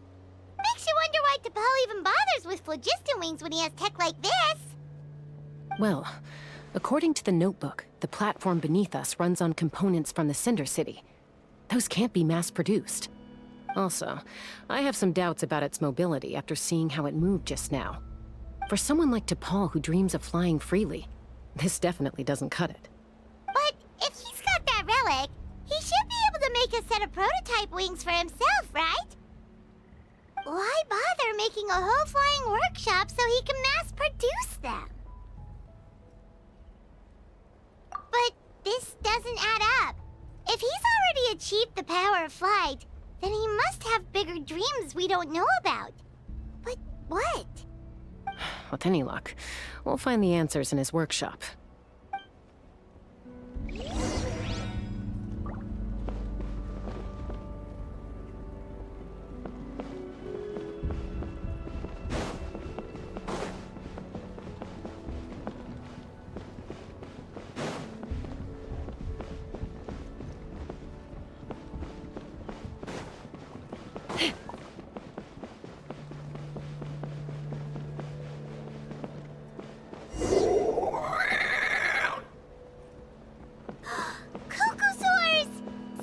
The merchants were right.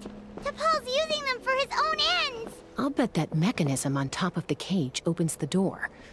Let me give it a try.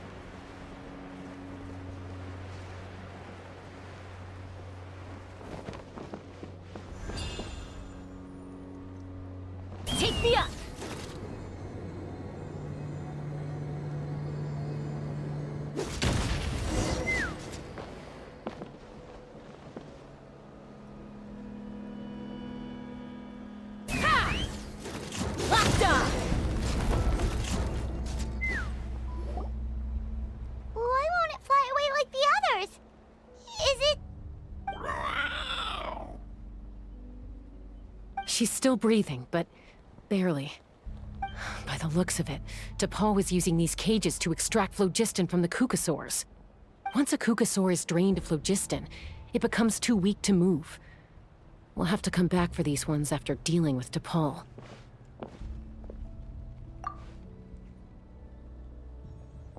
Let me see. Looks like a record of his phlogiston research. Log number 330.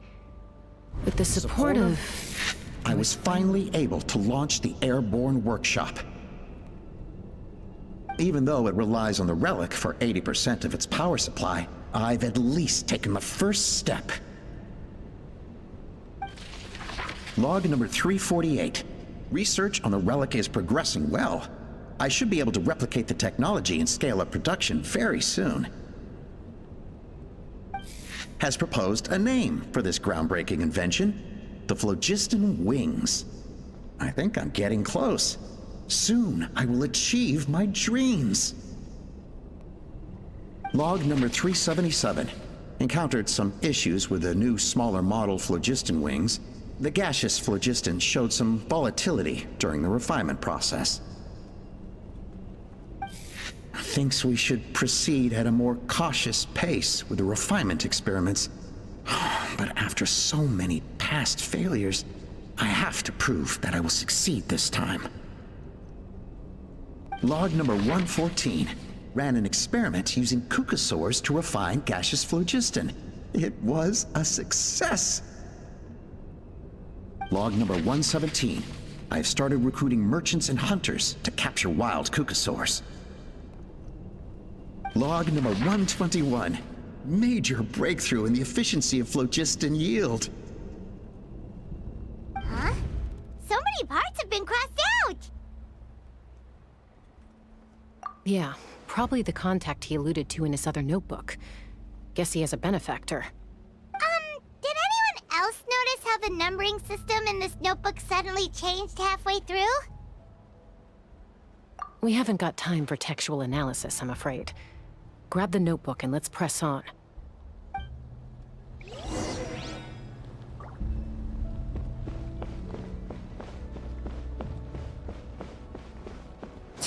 Huh. Never seen one of these before. Looks like this was built with the Cinder City components, too. You're not thinking of giving it a nice hard kick, are you?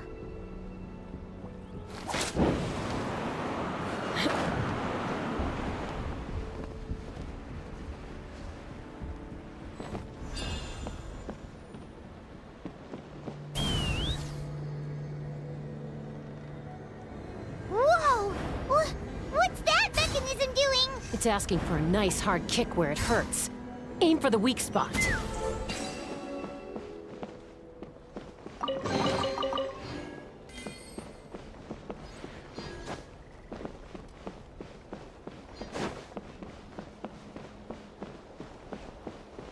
What are they doing here? It's T'Pol's henchmen. He must have brought them here using the relic and his prototype wings. Watch out!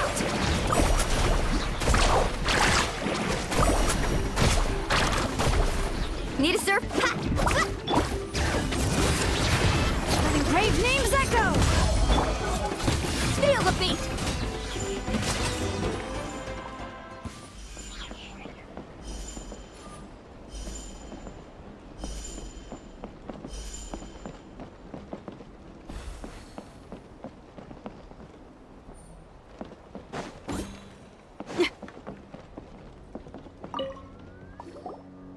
Hey, look here! More of T'Pol's notes!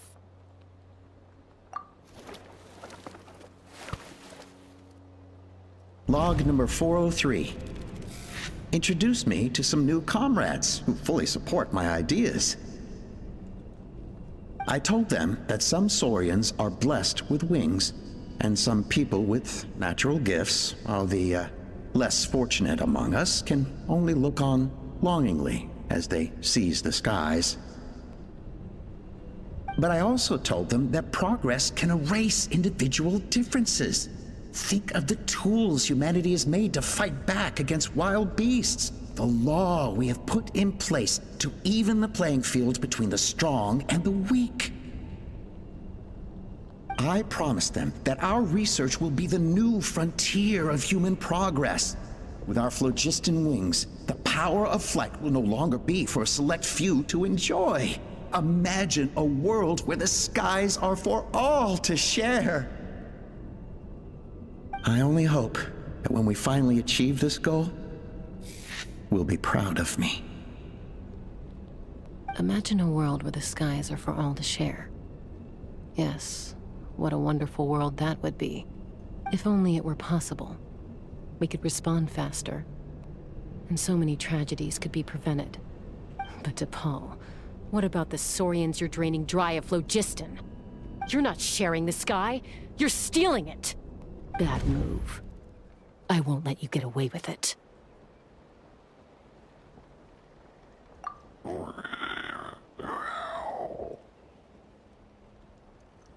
I'm fine. Let's keep moving. I don't think we'll find anything else here.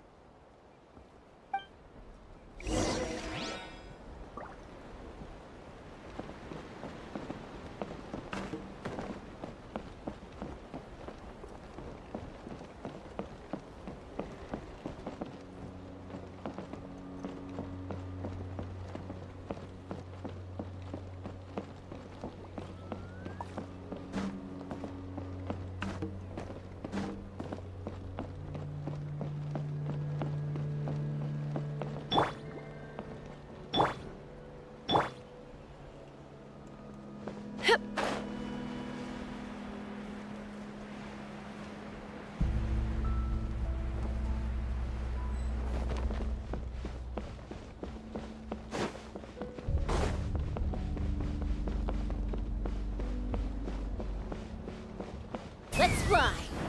Locked on!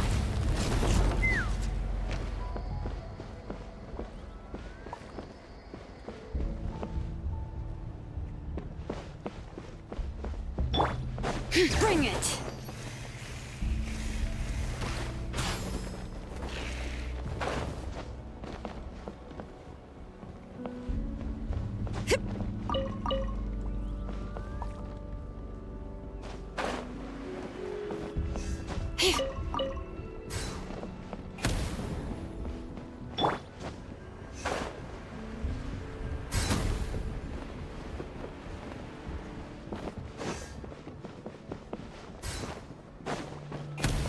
Take me up!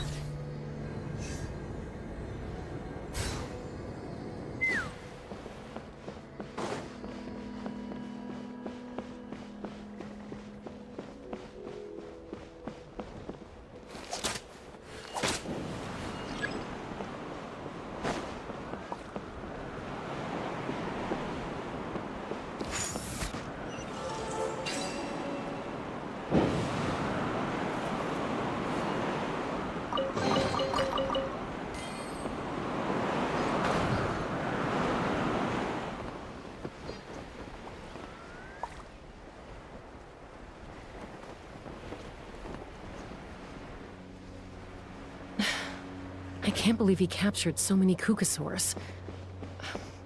But right now, we have to focus on solving this problem at the source.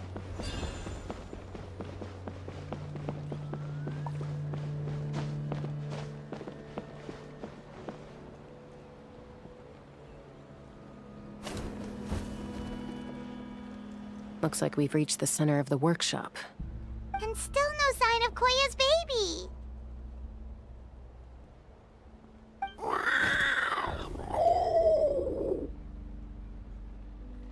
Let's search this area for now. If we still can't find Chime, we'll double back.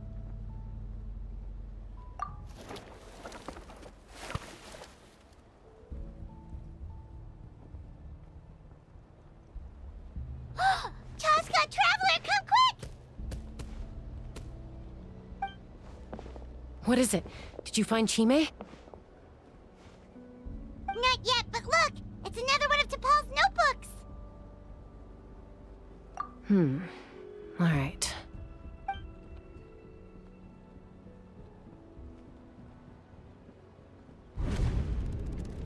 Log number 428. We decided to restart the experiments on phlogiston refinement, but without telling. This is the final obstacle to the success of the Phlogiston Wings project. We cannot fall at the last hurdle. Log number 436. Earlier today, suggested using cucosaurs as an intermediary to extract refined phlogiston. It's certainly feasible, but... Anyway, as long as our secret experiment succeeds, I'm sure won't bring it up again. Log number 443. We will conduct the experiment tomorrow. Birthday is coming up, so hopefully we'll have a birthday surprise for her. Log number 444. Huh? Why is this log empty? I guess whoever wrote down the log number was prevented from recording the results.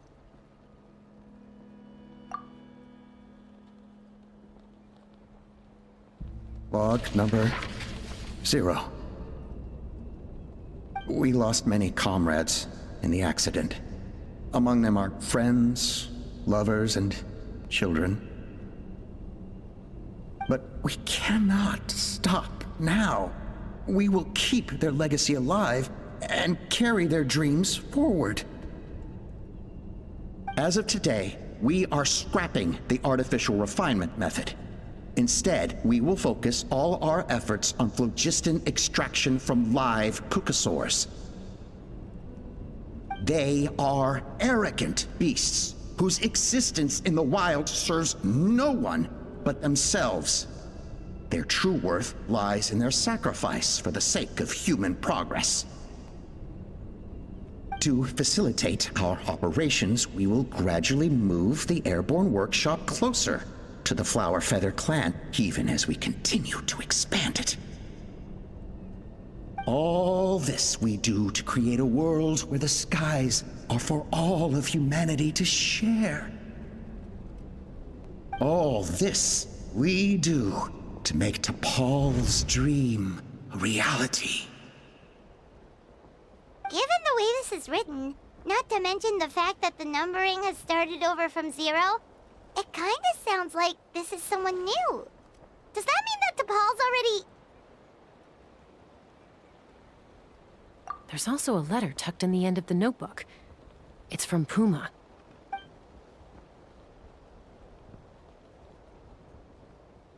T'Pol, I don't know where you are right now, so I don't know how to reach you. My best bet is to send this letter to the Flower Feather clan. Your father is gravely ill. Oh, I know we've had our differences in the past, but he is still your father. Won't you come and visit him? Please. I know you never liked him and cared even less for me. All you ever yearned for is the sky. And your birth mother.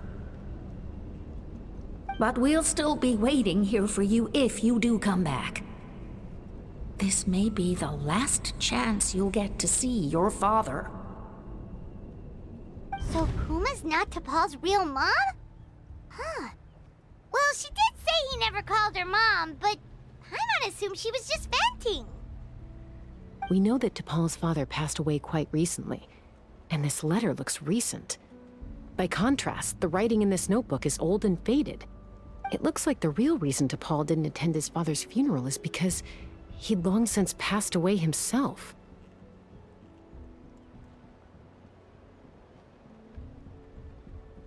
If we ask ourselves why this letter was sent to the Flower Feather clan, why T'Pol always yearned for the sky, and how he got his hands on a relic from the Cinder City, it all points to one answer. That's right. T'Pol was my child.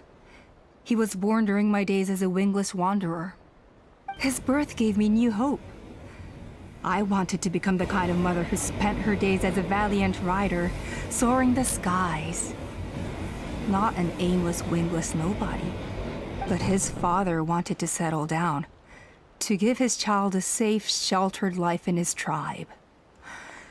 We fought about it constantly. until the love we once had for each other was gone. He started a new family with another traveler who was also looking to return home. And I went back to the Flower Feather clan, alone. Opa? I had no idea that despite being raised among the children of echoes, my child still harbored dreams of the skies. Can you imagine, Chaska? The joy and surprise I felt when he showed up at my door, asking to join the flying trials. Or how proud I was when he said he wanted to prove his own worth, rather than relying on my position as elder. And then the anguish that overcame me when he was rejected by the Cucusaurs and became wingless, just as I had after my injury. You've got a lot of nerve showing your face here. Don't take this the wrong way, Chaska. I'm not here for a fight. I just want to talk. Isn't that your preferred way to resolve things? I trust you've learned of Tepal's wish on your way here. A world where the skies are for all of humanity to share. If only his dream can be realized, no one will ever have to lose their wings again. Our aerial prowess will be greater than ever before. War will never again come at such a great cost. The loss of Koichi is a tragedy that need never be repeated. So tell me, Chaska, do you really wish to see the phlogiston wings forever grounded and gathering dust? Nothing you've said excuses all the conflict you've caused. You mean the argument back at the tribe? It was a necessary measure. Sometimes this is the only way to accelerate the pace of progress.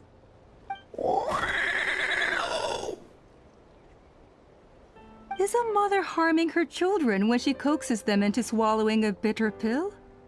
Of course not. It is a brief moment of suffering for the greater good, and the child would come to understand this in due course. The phlogiston wings are that bitter pill. We will never progress as a tribe if we cling to the scraps the Cucusaurs offer us. Once the people have embraced the phlogiston wings, they will never look back. Even if they learn how the refined phlogiston is sourced. They will convince themselves that the sacrifice of a few Cucusaurs is a small price to pay for our dominion over the skies. But this I had not anticipated. I barely had the chance to introduce the phlogiston wings to the tribe before you found this place. Your plan was hardly foolproof. Yet, it can still be salvaged. Chaska, traveler, you are the hope of humanity. I'm sure you have your doubts about my methods, but know that my love for humanity and for Natlan is genuine. You know me, Chaska. And you know that I've always treated everyone in the Flower Feather clan as my own children, as fellow humans. Surely you can understand my perspective. Alpa, Natlan doesn't belong to humans alone. And truthfully, neither do I.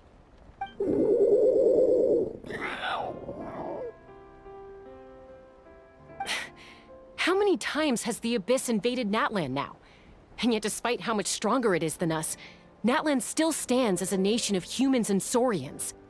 Peace imposed by force will crumble in a matter of days, because social bonds are what hold a civilization together. Weren't you the one that taught me that? And yet you would break the bond we share with our Saurian companions to take more power for ourselves? That's as stupid as hacking your own arm off to use it as a club. They are wild beasts, driven purely by instinct. How could they possibly understand human social bonds? How did someone like her ever become a writer?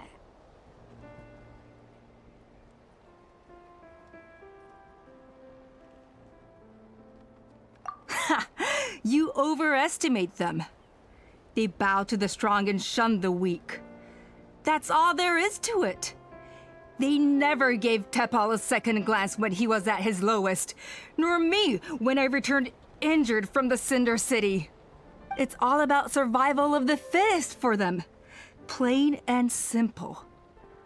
They obeyed me once I proved myself stronger than them, but the moment it serves them better, they'll abandon me in a heartbeat. You're wrong, Alpa. They only reject the wingless because they don't want to fly anyone to their death. Chaska, I will promise you this. Only the unruliest wild cuckosaurs will be used for phlogiston extraction. The ones who have nothing else to offer to humanity. Well,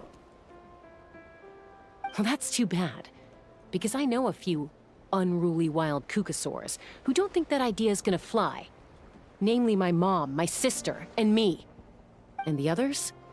To us, they're friends, family, even children. So if you want to put any of them in one of your cages, you're gonna have to go through us.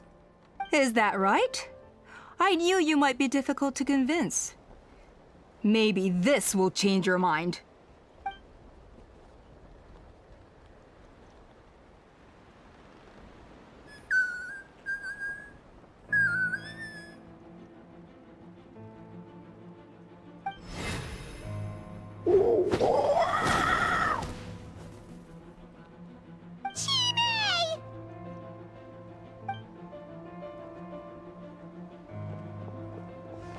Alpa! Careful! Don't make any rash decisions. Unless you want to see her suffer. Oh no, that's one of the extraction cages! I told my subordinates to take control of the tribe while I was away. Luckily for them, our strongest warrior and our most powerful ally aren't there to stop it. Take control? What are you planning to do with Mutota and his supporters? Merely accelerate their inevitable downfall. They cannot stand in the way of progress forever. It is not the move I wish to make, but I'm afraid you and your friends force my hand. And since you insist on imposing me too, I have no choice but to keep you here until the dust has settled. So that's what you meant by I just want to talk. You never intended to negotiate. You just wanted to stall us. No, Chaska. I genuinely hoped I could win you over. You are the strongest warriors we have. Put down your weapons, and I promise you that no harm will come to this young Saurian. I just need you to stay here for the next couple of weeks or so, while my people consolidate their power. Then, I will give her back to you, and you'll be free to leave. As long as the majority supports our vision, even the Pyro Archon cannot meddle in our internal affairs. Your vision is deranged, and the Flower Feather Clan will never support it. You sure about that? Then wait here and see. Time will tell.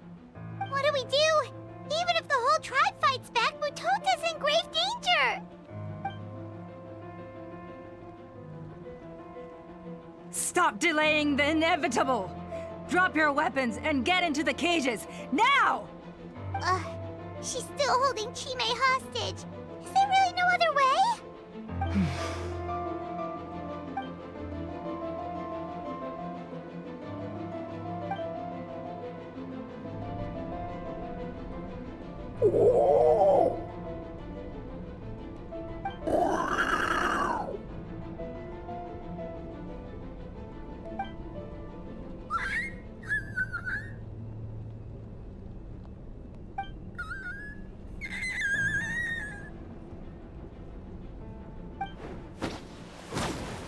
Koya? Huh? What are you yapping about? Stand down. Drop your weapons, now! This instant! No! The relic!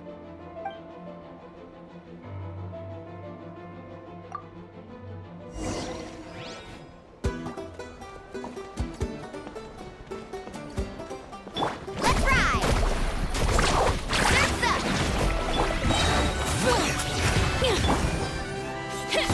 Power cord! Give up, Alpha. We're negotiating my way out. And this ain't your strong suit. Just shut up! God. Help! Anybody? Hey, something's up with this relic! Cool it down a notch. Open fire!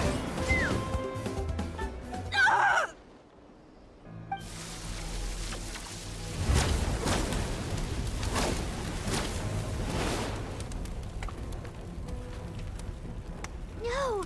What is she doing? She'll bring us all down with her! But why? We stabilized the relic. Maybe it got damaged in the fight. If we don't think of something fast, this whole workshop is gonna fall apart. No. They're directly beneath us. My beloved tribe!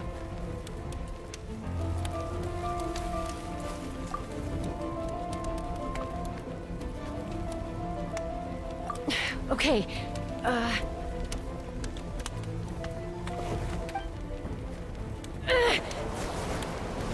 it's too powerful. This ain't a toy like last time. I don't think But we need to get it far away before it explodes. Then the tribe will be safe, and so will this workshop. Koya, remember when we were kids? Come on, let's take this thing high up into the sky.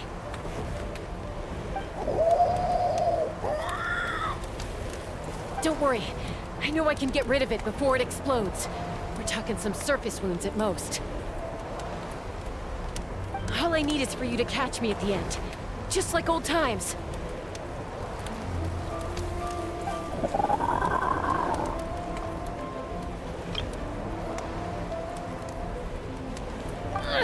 I can't hold it back anymore. We have to go. Don't be insane! Alpa! What are you... You're a fool, Chaska! Why would you choose such a risky solution? We cannot entrust the safety of our tribe to this wild Saurian! I'm the fool. You really think you can stand a better chance than me? Sure, it may be asking too much for an ex-wingless to escape the blast radius in time. But I can fly it a safe distance away, even if it's the last thing I do.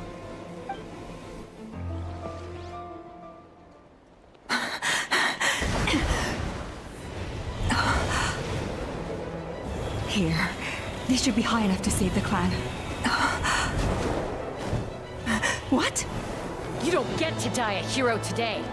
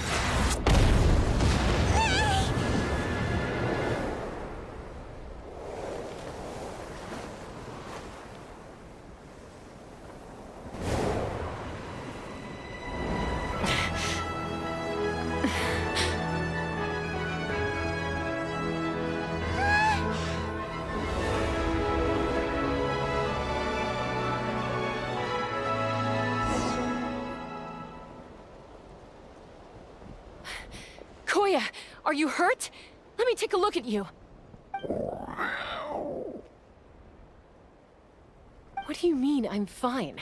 Didn't I tell you to catch me on your back? Why did you try to shield me from the blast?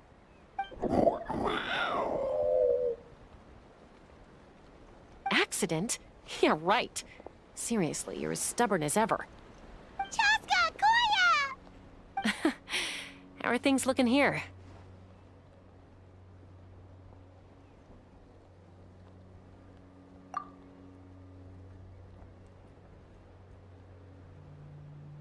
I think that's putting it mildly. I owe you one. Again.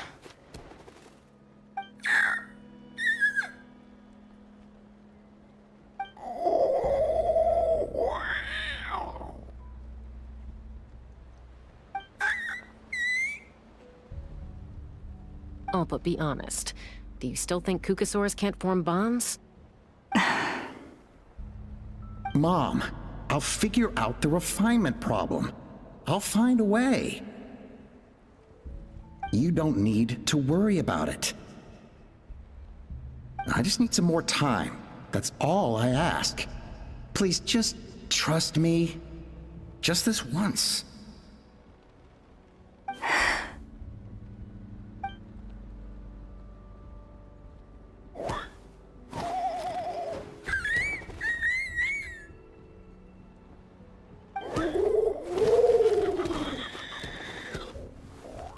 The Flower Feather Clan yield to the strong. And it's up to the winners to define what strength means. So it looks like it's my turn to yield.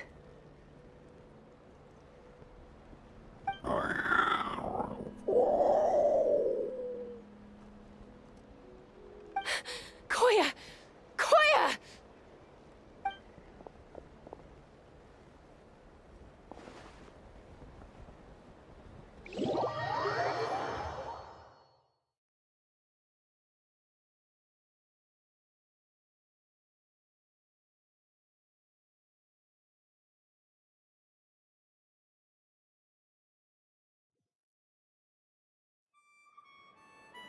So, you're absolutely sure it's not because of the explosion?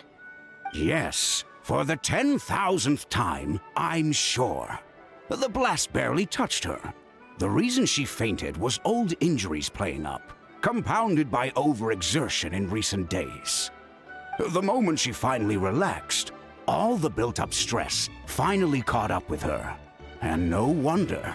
Honestly, she's just like you. Anyway, now you know how we feel when you go off risking life and limb. Your mother and I would both appreciate it if you lived less dangerously. You know she wrote to me from the Masters of the Nightwind, just to scold me for not doing enough to keep an eye on you. If she wasn't so busy with work, you can bet she'd come back here and chew us both out in person. I'll find an opportunity to apologize to her. I promise. You'd better. No more avoiding us, okay? And don't get me started on all the checkups you've missed. Got it. Got it. Huh? Koya? You're awake. I'll go let everyone know. Hey, but we're not done talking. What are we gonna do with her, Even after everything that's happened, she still hasn't figured out how to start the conversation with you. She keeps saying, I don't think Koya has forgiven me yet. But if you ask me, she's the one who's scared to open up and have an honest conversation. For all her confidence, she's a very sensitive soul underneath. You'd think as a peacemaker, she of all people would know how to reconcile with her family after a falling out. She must have been a handful growing up. Thank you for being there for her. And of course, thank you for keeping her safe when you were up there in the sky. Koya, Uncle Cusco, we're here!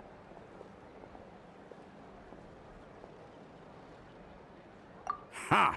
I was just telling her that she's not to go chasing danger with Chaska ever again. Cusco, I understand how you must feel. But it's all thanks to Koya and Chaska's efforts that the airborne workshop didn't come crashing down on our heads. Oh, Paimon almost forgot to ask.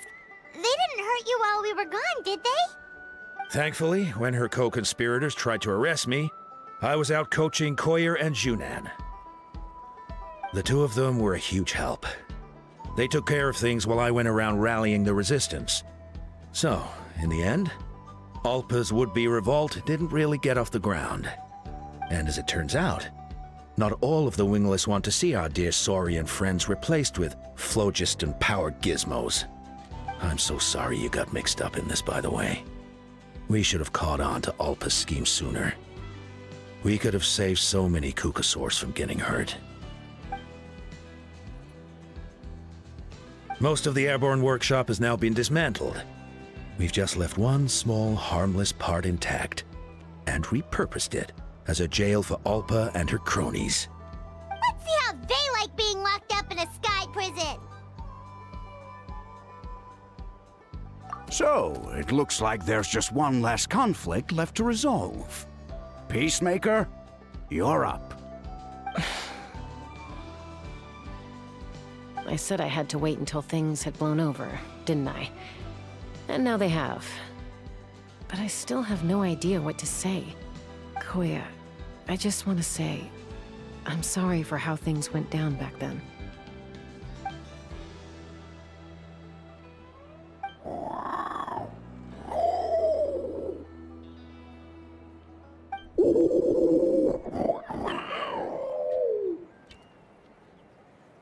Huh? Does this mean you're not mad at me anymore? There's that family likeness coming through again. But that day, when we ran into each other...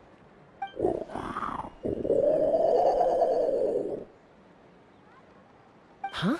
So then, when did you finally make your peace with it?